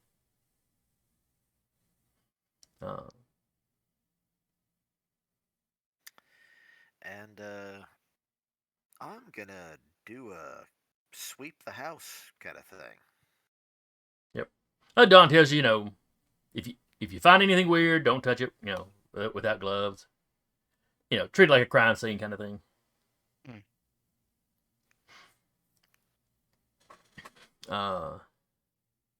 Don's also going to suggest buddy system. Yeah. Yep.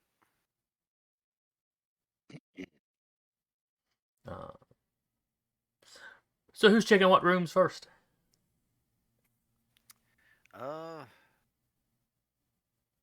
Let's say, go. Alexander is sticking with Mace.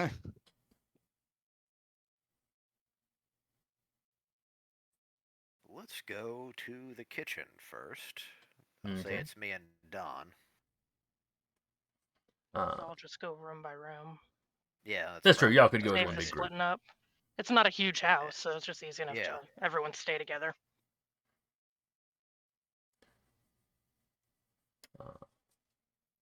No. Fred and the girls have to check this side of the house. Shaggy and Scooby have to go check this other side.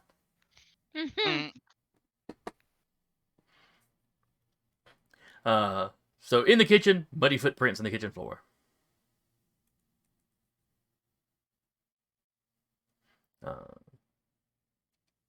Are these footprints clearly a man's? Probably. There's really, well,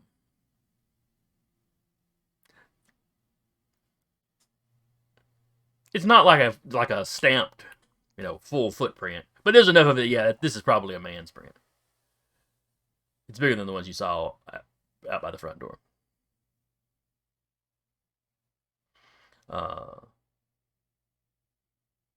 But yeah, so some dirt on the kitchen, muddy prints on the kitchen floor. A house key has been dropped on the kitchen table. It'd be about where the person would walk by. It's not on an actual key ring. And it's a little corroded. Like, not bad, but like a little tarnished. Like something you'd keep under the back porch. Or under a rock or Hidden something under like a that. rock. Yep. Yeah. It's behind this one brick on top of the.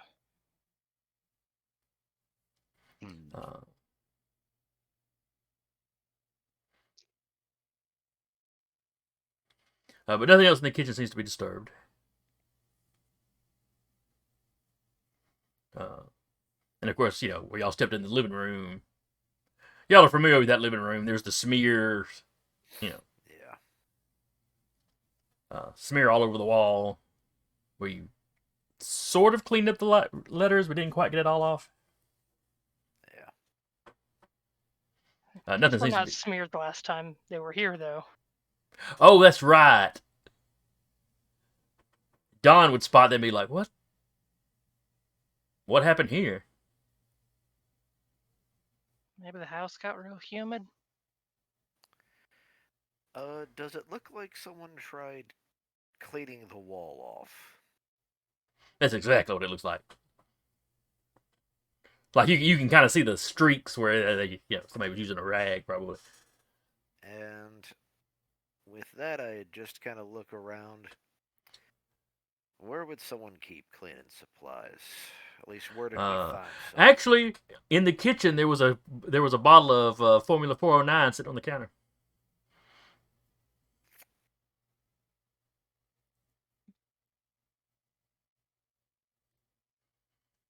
Alexander, are you gonna volunteer any information here?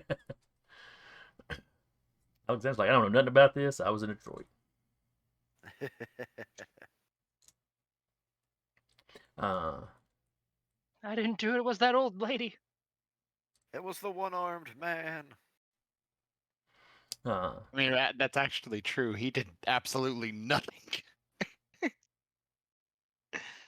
You could have stopped her. She's an 80-year-old woman. A, she's his gran. And B, she's a Calder.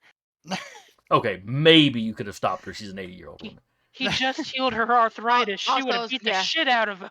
But say in 3, she no longer has arthritis, so. She's unstoppable. Stop praying for Grandma. She's too strong.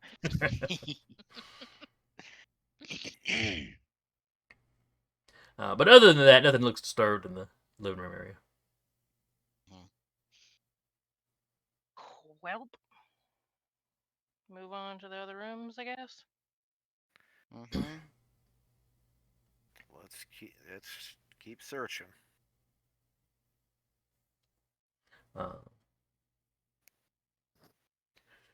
So you move back past one of the bedrooms. You quick glance in the bedroom. Nothing seems disturbed.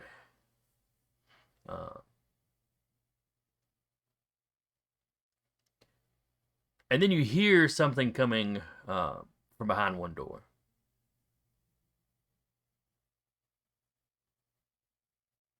Don kind of holds up a hand, kind of that universal sign of whoa.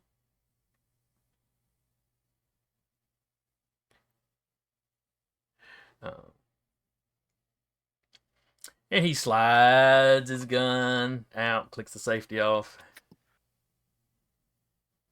And when he does that, he sees me kind of raise a hand, and I'll draw my pistol and basically give him back up.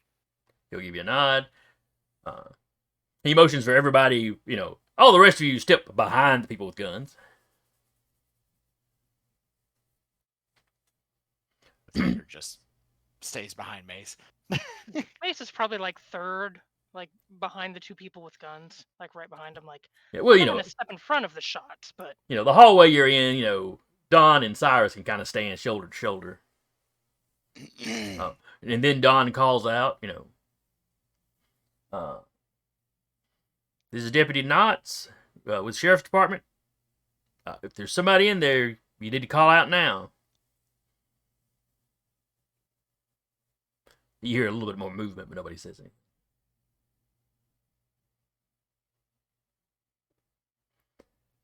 I'm really good at kicking in doors.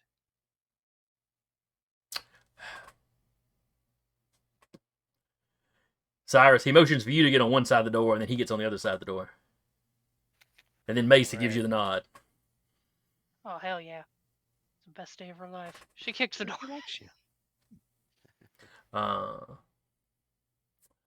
Give me a strength-based roll. Might?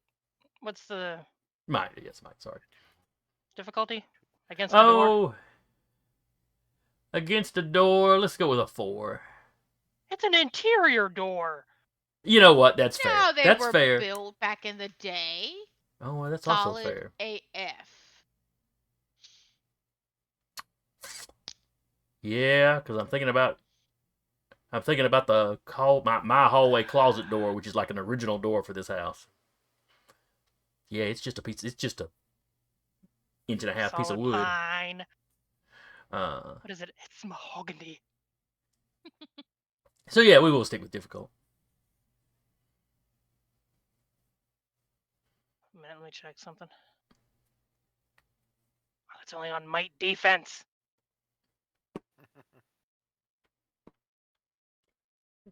You can always put a little effort into it. Well, I'm gonna. I'm just double checking if I had anything else.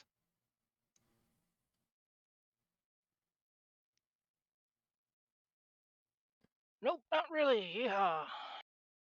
This will be the one where I fail.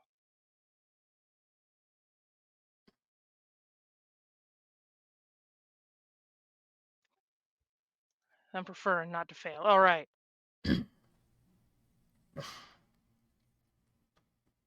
Yeah, when you said that, I looked up and saw the failure from your intellect roll. Got my hopes up. She's smarter than the door. Or not smarter than the door, but she can kick it in.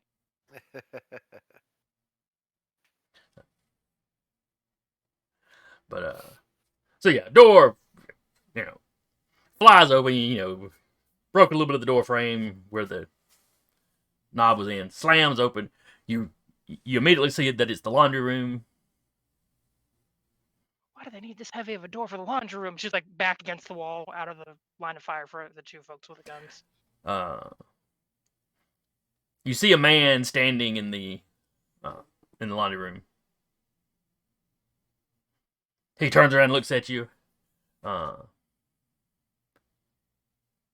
something wrong with his eyes. They're there. He has eyes, but they're very wide and bugged out. Cool. Kind of like that one Klingon from the meme. Gowron? He's got Gowron eyes? Yeah. Gowron eyes at their most Gowron-y. Glory to you and your house. And you hear To you and your eyeballs. and you hear it call out, and then it picks up the washing machine, or excuse me, picks up the dryer. Fantastic. Picks up the dryer, and chunks it towards the door. And Mace, I think you said you had kicked the door in and then backed up against the hall. Yeah, she had backed, kicked it in and then backed up against the wall that she had, directly across from the door.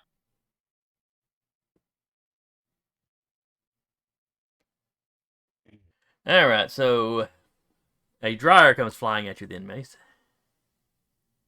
Well, Looking forward to that. Let's see here.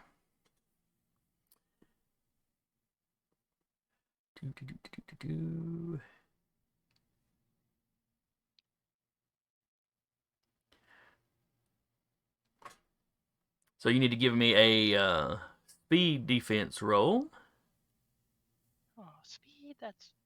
Okay. Well, it's something flying at you. Yeah, I know. What difficulty? Difficulty 5. Cool.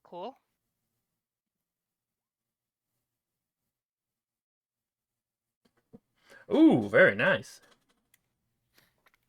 I don't know if I can chuck it back, but can I at least catch it and put it down? Yeah. I don't think I could Waffle House chair throw it at him. Can I catch it like the Waffle or House chair? could you? You could. Yeah, it goes flying at you, and you just brace up and Don sitting there wide-eyed. What the crap? Feral Calder grin.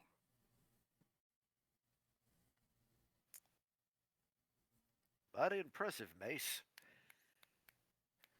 And then everybody probably needs to give me initiative,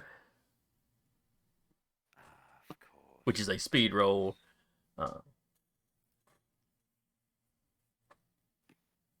What's our difficulty? 5. Surprisingly nimble zombies. Fail.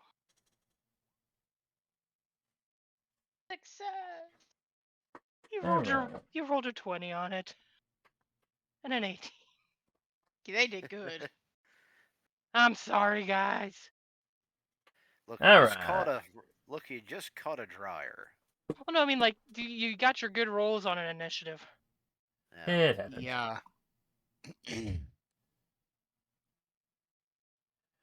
All right, so Mace goes after Cecil.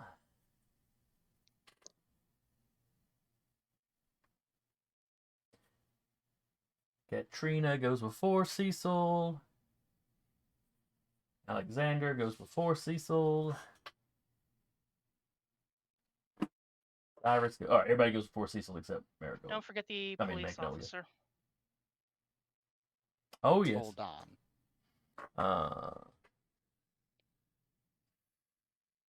Let's see. Don is level. All right, Don goes. Don also goes after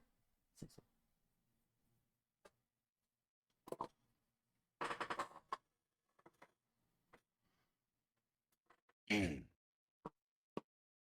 All right. So, what do you people going before Cecil wanting to do? So, Cyrus, Alexander, and Catriona. Who wants to go first? Can we say since she rolled that good on the thing, she can move the washer out of the way so that other people can approach if they want to? Oh, Or absolutely. the Yeah. dryer. You could catch it and then immediately just set it down out of the way. This is mine now. Question: How close is like nature to where we're at? Well, it's a farm out in the county. Okay. It's Does like, it have grasp of the green? well, now you're not outside. Is that the one where the grass and vines grow up out of the ground around something? Roots, branches, grass, mud, or other foliage in the area. That's what I was asking. Okay, you could not use that inside a house. Okay.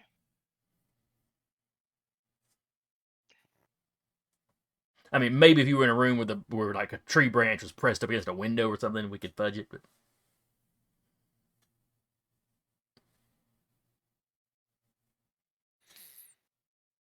all right, what about Cyrus or Alexander? I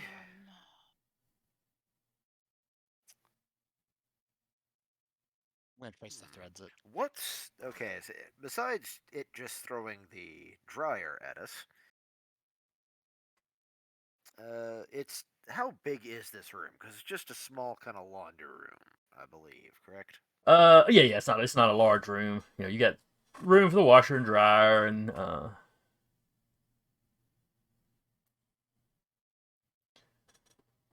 oh,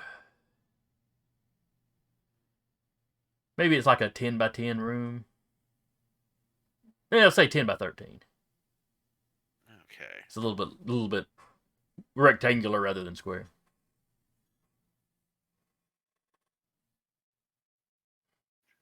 This is the 70s, so there's washer and dryer. We're up against one wall. Over on another side, there's like the ironing board.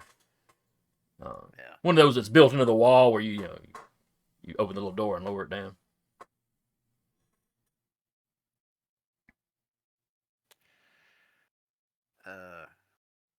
One. If the ironing board would fall down, would it be between us and him, or Yes, formally? like like where you would walk in and cross the room to the washer and dryer. The ironing board would drop down between. It's not taking up the full length or whatever, but yeah. Okay, I was. See, I would block that, but this thing I also just picked up a dryer, so That's not going to stop him. I am going to uh, aim for the leg and basically see if I can get him to fall down or something like that. Okay. Um. Go on. That was an so I wanted to see what you. Uh. So I have slicing strand. Okay. That is definitely something you use to attack with. Yes, it is. Uh, It inflicts 4 damage. okay. And that just The does strand. automatically. Well, you're about to read it. Go ahead. Yeah. Let me see if I can actually click it. I am. Still didn't get one. Interesting. Can I click? slicing strand, I think, always does 4, if that's what Yeah. you mean. I'm reading it. So you pull on a strand of magic in the world and use it to slice a single foe in short range, inflicting 4 points of damage. The strand is even more effective against immobile, non-living targets, slicing up to a foot of any material that is level 3 or lower. Okay. The material can be up to 6 inches thick. Okay, well, that'd be if you were using it against inorganic Yeah. stuff. Yeah. But it does 4 points of damage. Okay. Yeah. All right. He's a little bit durable, so he's got some resistance or some armor. So 4 points. Okay. So that slices into him, and then Cyrus, you were trying to kneecap him, basically. Yes. Go to.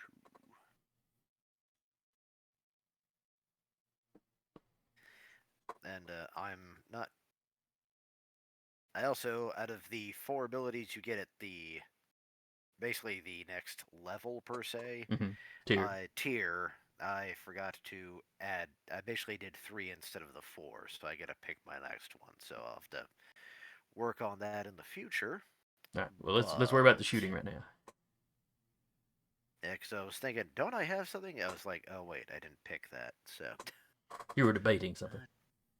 yeah, that's what I need. Still 4. Still 5. Ah.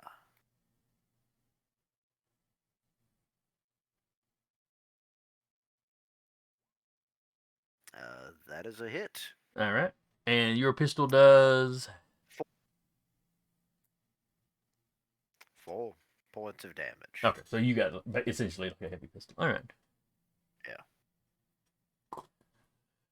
So yeah, the bullet slams into him. Clearly does not do as much damage as it should have, but it does hurt him. I mean, it penetrates. There's a hole in his leg now.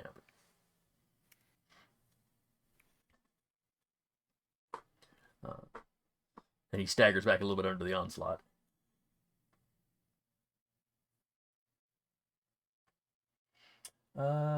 Alexander, you're the last one that needs to go before he goes.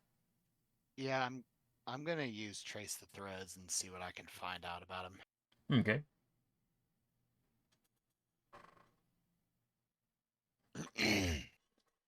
All Should right. be understanding magic. Yes. Difficulty? Well, he's level 5, so I'm gonna say 5. Understood. So,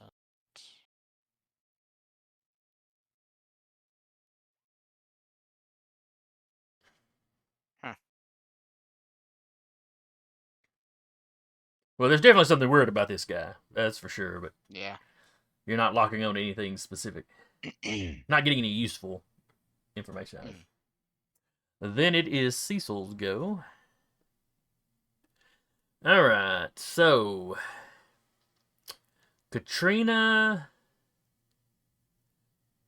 and Cyrus. So Macy's got her back to the wall in clear view of this guy. Cyrus would be standing in the doorway having fired. Catriona would have to be leaning around looking into the room to have seen to do her stuff. So all 3 of you are there.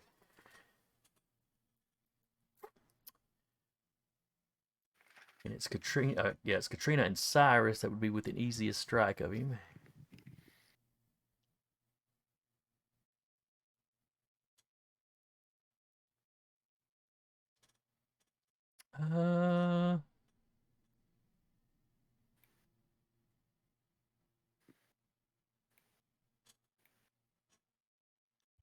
It's going to take a swing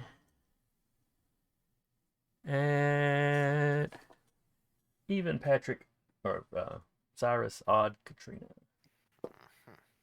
4. All right, so it's taking a swing at you, Cyrus. Give me a speed defense. Actually, what is and one of the abilities that I actually did get was foil danger. Negate one source of potential danger related to one creature or object that you are aware of within your immediate distance for one round. This may be a weapon, device, trap, triggered. Okay, this is the guy You- slugging you. It's not setting a trap. It's not even using a weapon. It's just swinging at you. Or a creature's natural ability, i.e., So claws, bites, poisons. yeah, with a weapon or claw. This action isn't made, so the action isn't made this round. Okay, I'll probably have to double check that because I think it's basically, hey, it seems more like it's a pre-plan kind of thing, but I'll just go ahead and roll the defense. Is it on your? Yeah, great. Let's see. It's on It your. should be on my sheet now. Under the new special abilities. All right.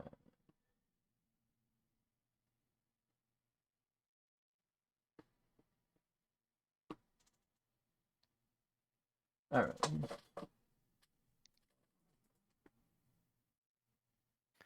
Since it might come up in the future, we may want to just go ahead and double check to make sure how this one works.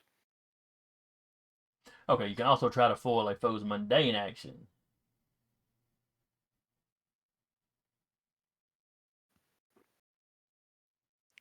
All right, but there's still a roll to that. Make your roll against the level of the attack, danger, or creature. So how is that better or different from just dodging?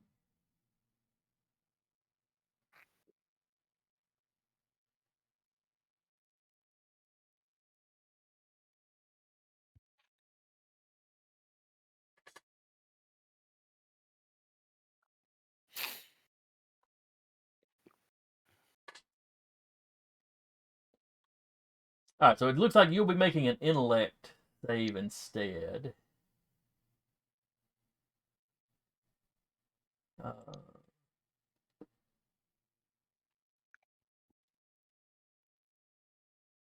Okay. and I'm going to give you an asset on it just because it feels like it should do something. And it said it's still 5, you said, correct? Correct, correct.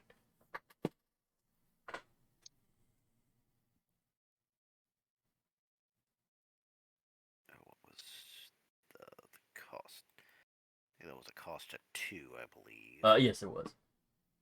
Alright.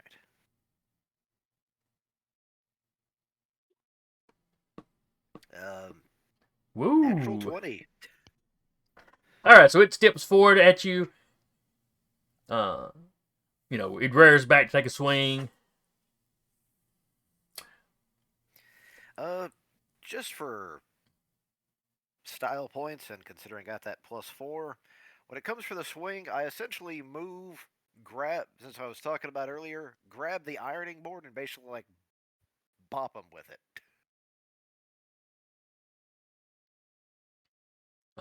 Yeah, I was already thinking about using the ironing board. So yeah, he starts towards you. You step over, fling that little door open. It drops down. Catches him on the arm. He kind of skids to a stop. And then for your special effect, I'm going to say that you grab the ironing board and then raise it up. It's not so much that you hit him and do damage as you sort of lift him up and knock him back so he has fallen prone. All right. When all is said and done, he's laying on his back.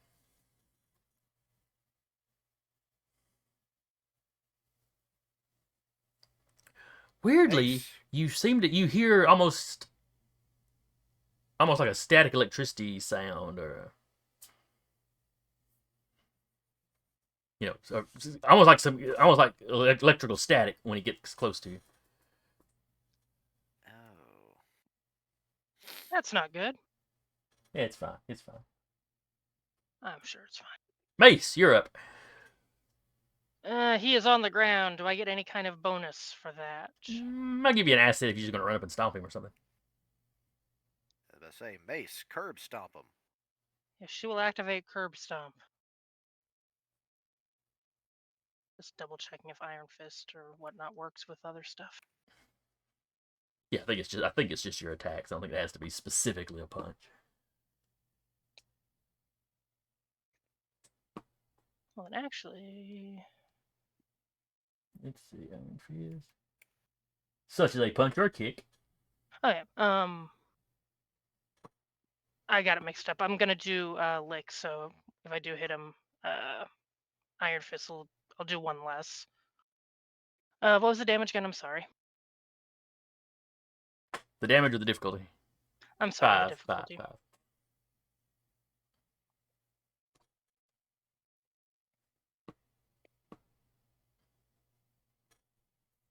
Rolling it as 4 because it for some reason still isn't asking me for assets. And boo. All right. Yep. Rolling it as a Iron board comes Roll it. back down. rolling it as a 4, and then you rolled a 4. At least it wasn't a 1. So you get slowed down slightly by having to dodge around the iron board, which gives him just enough time to sort of roll up, a little bit. So instead of coming down on his head or his shoulder, you end up hitting the floor as it rolls out of the way. Either way, she's still up in his business, so she's between him and the other people now. This is true. Then it is Don's turn. And he tips around and sights in the gun, but, Cyrus is in the room now, Mace is in the room now. Both of y'all are between him and the critter, so he does not shoot. Appreciate his restraint. So he just calls out, Mr. Owens, if you can understand me, please stop. We don't want to hurt you. If you're still you. I don't think he's him. Could Mr. Owens throw a dryer? It just seems like I ought to check, that's all. There.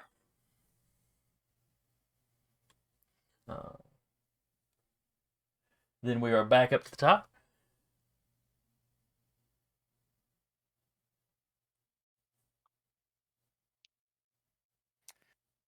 All right. So what are we doing, Cyrus?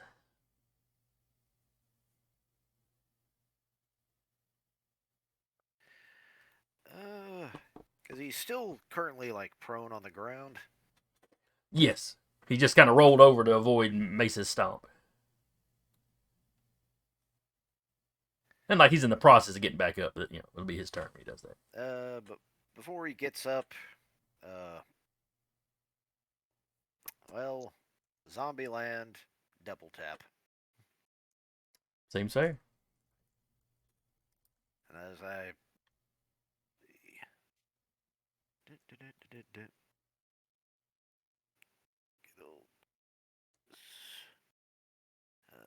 that's special skills and abilities. That's what I need.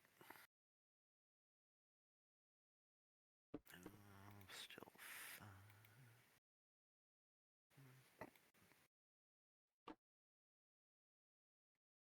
fun. So your gun goes off. It's very loud for all of toward- you in an enclosed space. Considering Cyrus was a tunnel rat, not to him. Yeah, your hearing's already damaged. Yeah.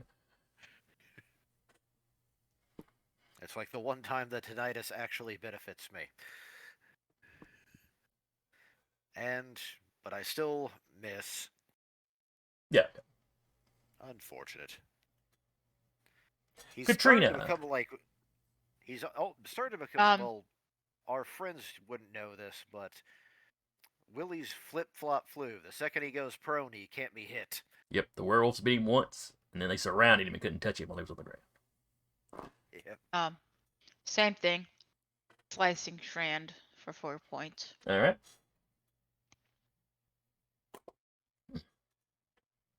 You leave another big welt. Well, this one cuts across his back.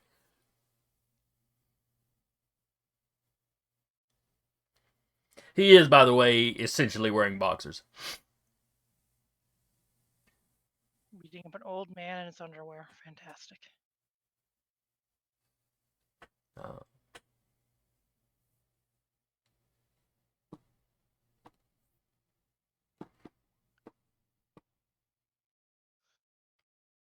all right, Alexander, what are you doing?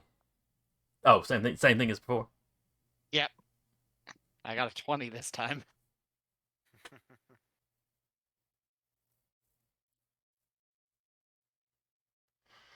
All right. So what do I suss out about this thing? All right. What does that let you? What does the? Oh wait, were you using that threads thing, or were you just using? Yeah. All right. Trying to Let's see. understand it, figure out what it is.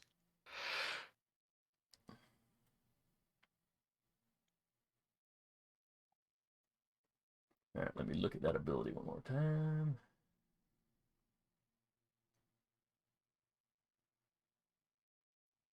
What was it called? Oh, trace the threads. That was it. Yep, linked it.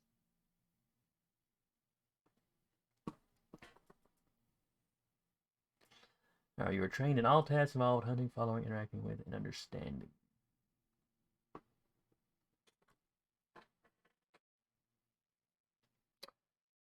Whatever Cecil is now, Mm-hmm.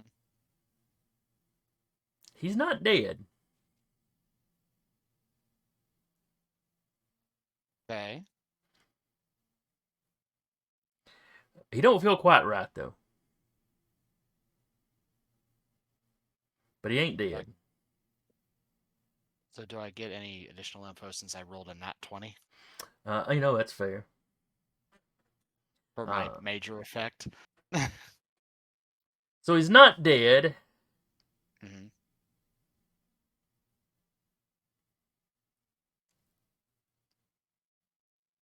He's very. You get a feel. You get a feeling from him like sometimes you'd get right before a big thunderstorm hits. Mm-hmm. Um, it's very different from the feeling you get from the Thunderwolves. Yeah. Though it reminds you of them slightly. Hmm. And it's almost like you can smell a little bit of ozone.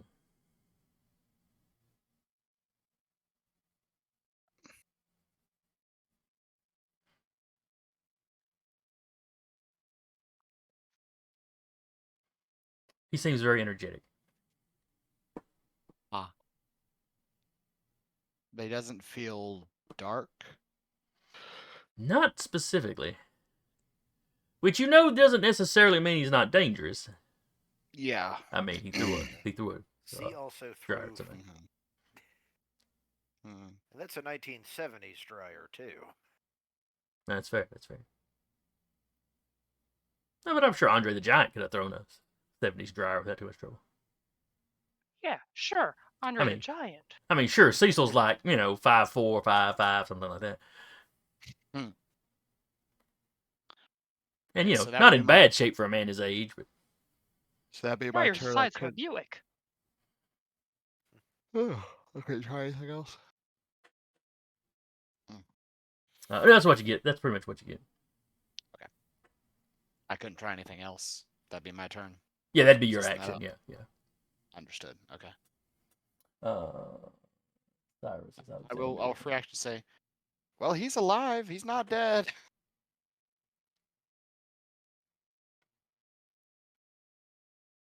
I beg Behold, your finest pardon. behold, the second coming of Cecil. All I know is he's full of lightning and he's alive. Well, that's really interesting considering our previous visits, and that's probably all she can get out while being attacked. Yeah. Probably. All right. So Cecil rolls to. No, Cecil doesn't bother to roll to his feet. He just reaches out to grab Mace's ankle. Speed defense, I'm guessing. Speed defense. All right, 5 still. It is still a 5. Hey, I don't get my ankles bit. Yay! Or Pikachu or whatever. Even better. Yep. And I mean, it's a real quick movement. Just trying to grab your ankle. You just sort of kick that leg back. His hand just barely brushes your jeans. And you feel like what happens in winter sometimes when you walk around in your socks and you grab a doorknob. You know, you don't take no damage, but there's a spark, a static spark. Yeah. I don't like that.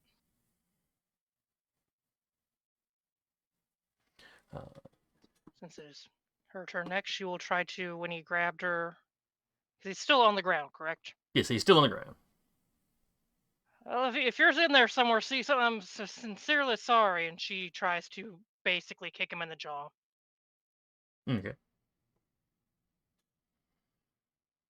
Again with leg to try and stun him.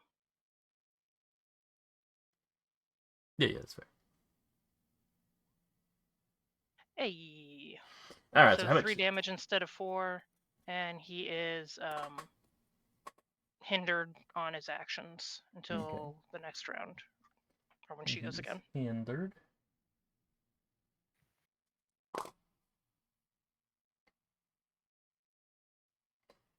All right.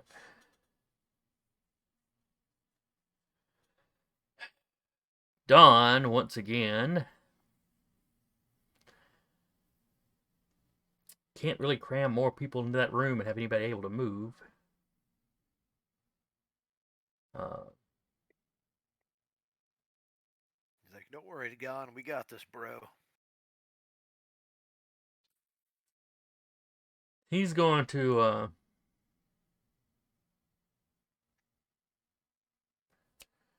if y'all can subdue, he's going to run out and get some cuffs out of his car, or some full on Give him a damnedest. some full on shackles or whatever.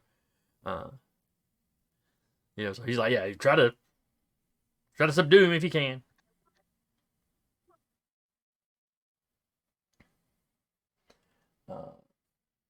Back at the top. Cyrus, what are you doing?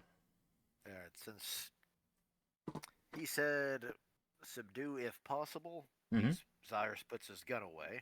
Okay. And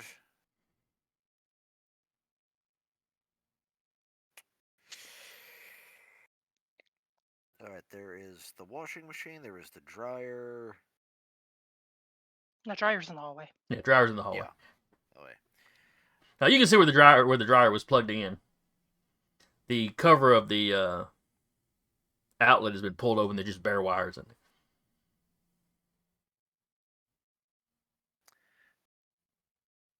Since the ironing board is down, is the iron in there? Yes. Basically, like the board would go up. There's a spot right there at the base of it, you know, where you'd set the iron and then you fold the board up and it would all close up into this almost like little closet thing attached to the wall. I'm gonna maybe do a stupid or not, but grab the iron out from under there. Okay. And using the iron's weight, essentially, I'm gonna try to do it almost like get it to whip around his legs. Basically, since we're trying, kind of bolo his legs with it. Correct. Okay.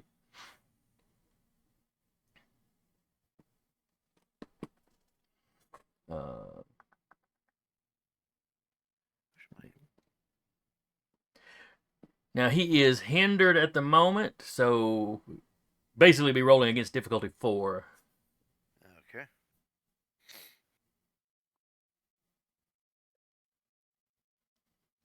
I mean, technically, this being an improvised weapon, that would probably counteract, but he's also prone, and this is, you know, a melee sort of thing. So yeah. Roll up on a 4.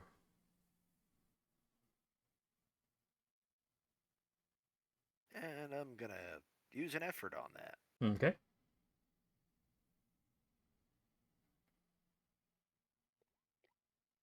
Oh, damn it.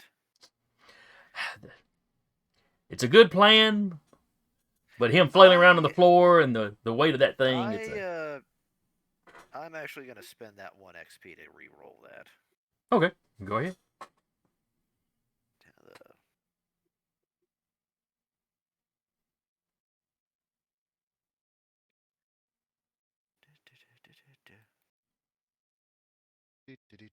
Bow.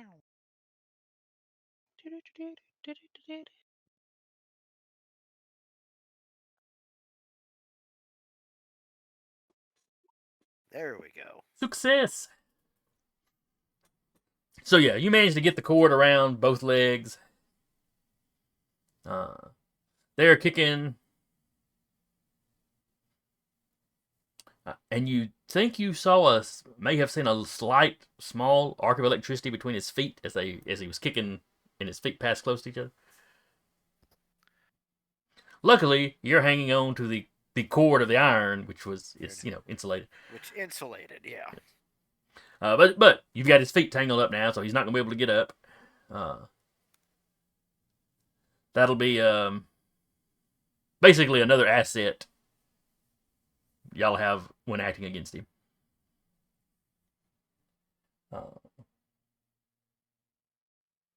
Catriona. Same thing again. Okay.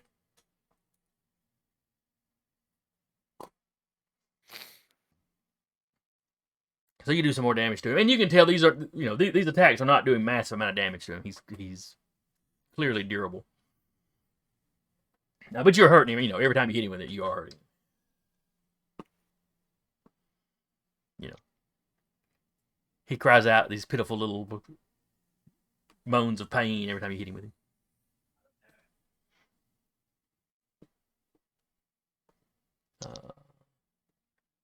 Alexander.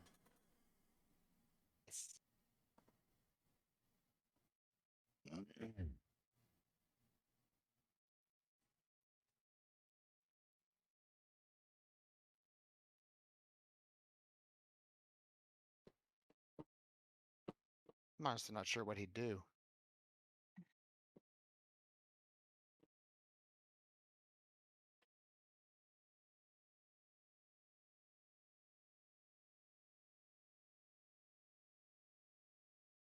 Because he knows the guy's alive.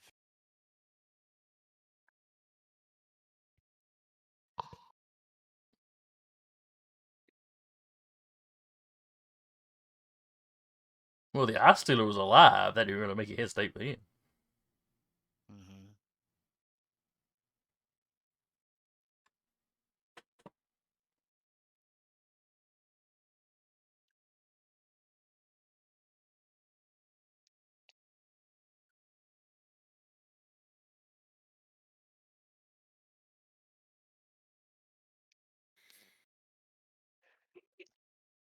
I'm going to pass this turn because Alexander is indecisive. He doesn't know what to do.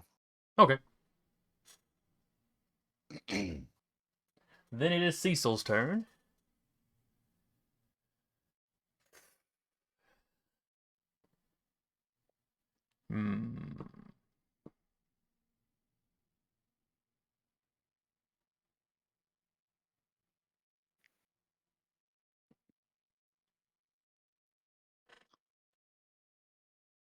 Mace did kick him in the jaw. That's true. He's been hurt several times. Now let's see, let me refresh my memory. Short distance is within 10 feet. Well, but in 10 or 50, between 10 and 50 feet. All right. I think we're all there. Yeah. Yeah, this is an area attack effect. You're all in trouble. Cool. So he stops trying to grab. Oh, that would be a beautiful idea. So instead of trying to grab you, Mace, he throws his hand up towards that damaged outlet. Okay. There is a big arc of electricity out of the outlet into his hand.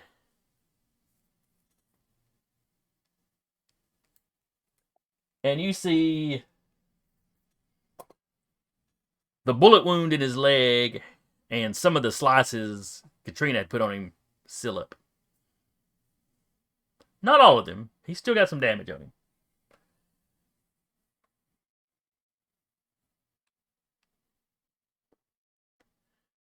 But he is clearly in better shape now than he was a second ago.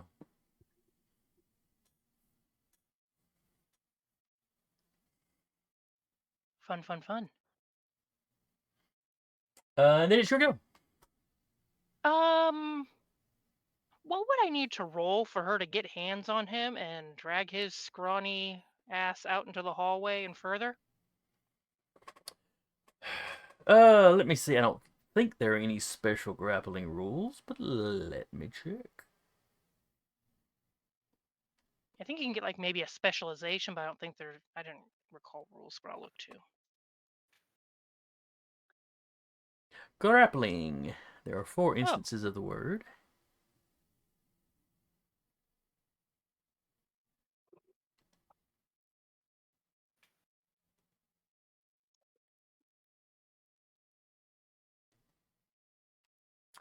Yeah, but other than we're just flat out. Let's look at grappled. Grappled. That's for the kudzu man, which is not what y'all are dealing with, and y'all probably don't want to deal with. That'll be fun. And also, as a reminder, it is past 9:30. We'll be wrapping up here just shortly. All right, so I think you'd roll it like a regular attack. You know, if you had a wrestling skill or something, you know, that would factor in. Okay.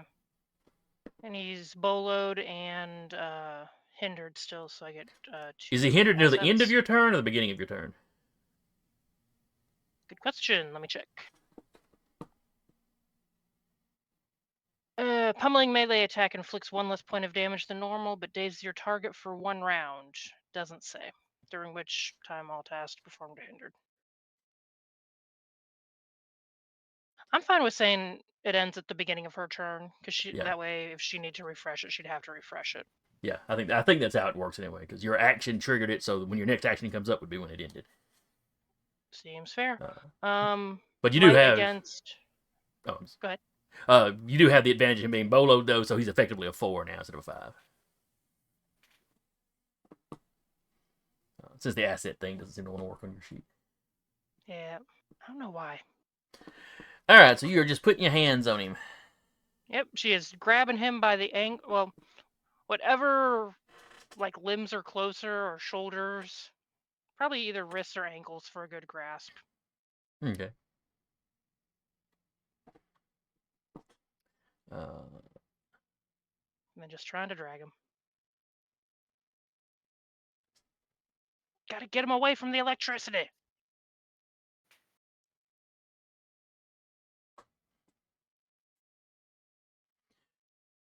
All right, so you lock his arms or however you do it. Oh no, your thing wasn't pinning him; it was dragging. Yeah, dragging him. So yeah, 1 wrist, 1 ankle, just pulling him towards the door. Mm-hmm.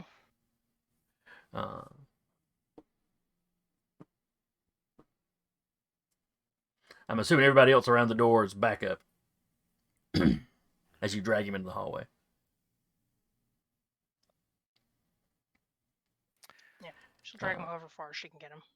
Yeah, you get him in part way down the hallway, like heading towards the living room or wherever. I'm assuming you drag him to somewhere more open and not more confined. Yeah, or she's trying to get outside because she's pretty sure there's no electrical outlets outside. That's fair. You wouldn't be able to do that all in 1 turn. Yeah, that's what she's aiming for, though.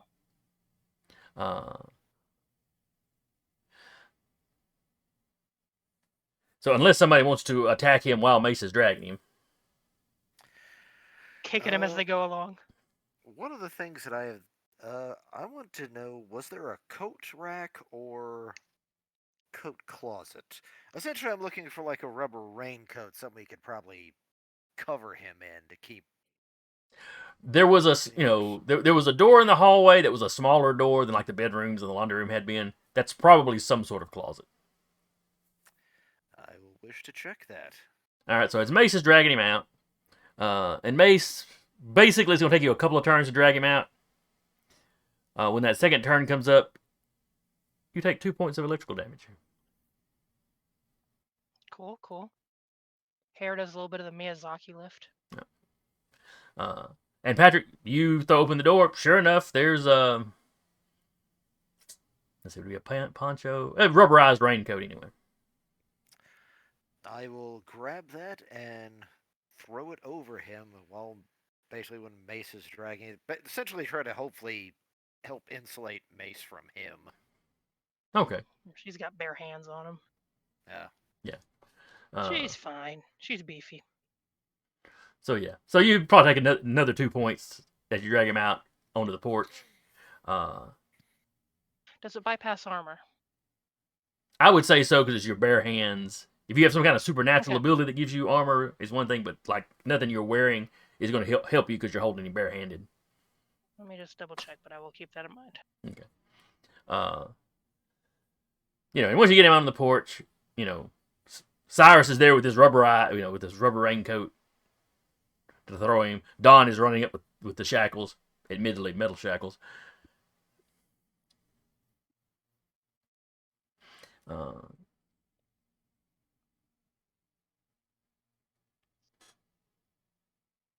You are actually fine then because it says ambient damage, and this ability specifically uses the word ambient in it. Cool. So it is an unpleasant sensation, but it is not actually physically damaging you.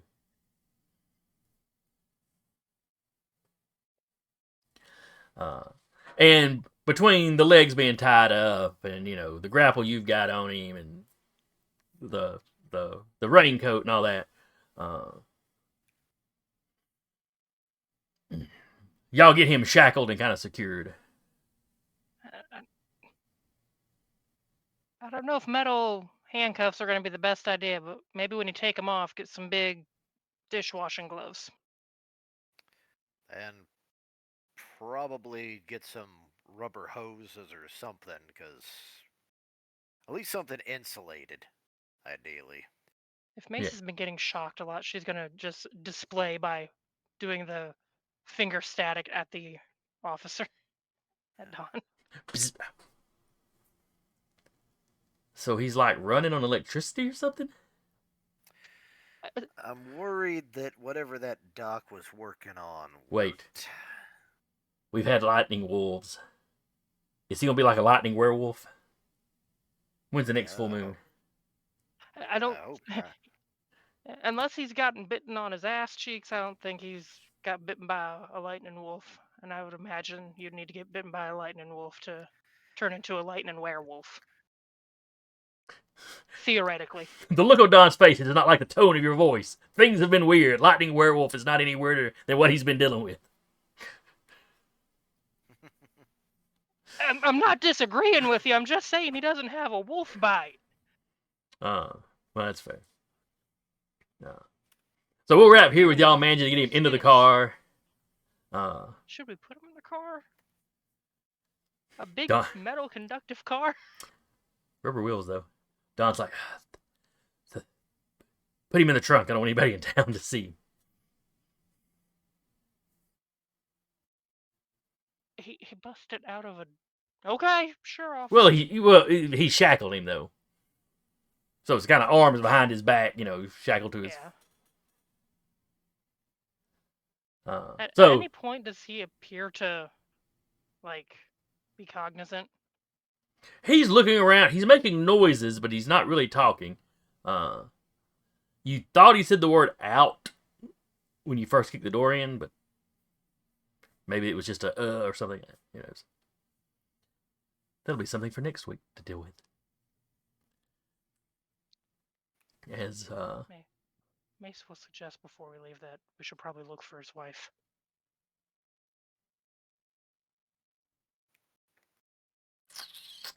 Don gets a look on his face like, oh yeah, there was 2 of them. Think there's another one in that house? Surely they'd have heard. We better check. And we'll wrap with y'all walking back. That'll be next week. Slamming the trunk and then walking back into the house. And I will state, unfortunately, I found a woman's footprint out front. All right. So wrapping there. Hope y'all enjoyed it. I had fun. I didn't know what would get the most focus, this or the Gallows House situation. Mm-hmm. But I had them both ready to go. So. But anyway, hope you had fun. Hope anybody comes by and checks us out later enjoyed it. I've not looked at the chat all night, so I don't know Oh yeah, Carl was in the chat. Indirect Mhm. kissing the dot. What did I miss? The spit in the Oh yes. poultice. Okay, that makes sense. Oh yeah, Nix was in there too.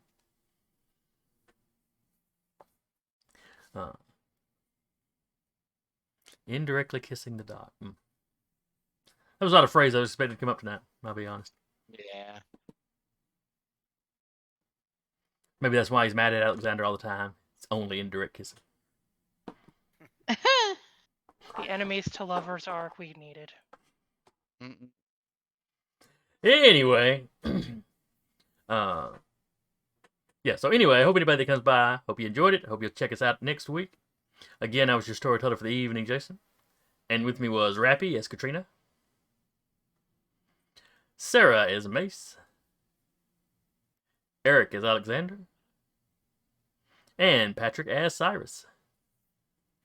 Good night, everyone, and tune in next week for the terror of the Electro Zombies. They're not zombies because they're not dead anymore. Anyway, we'll They're see y'all next undead. time.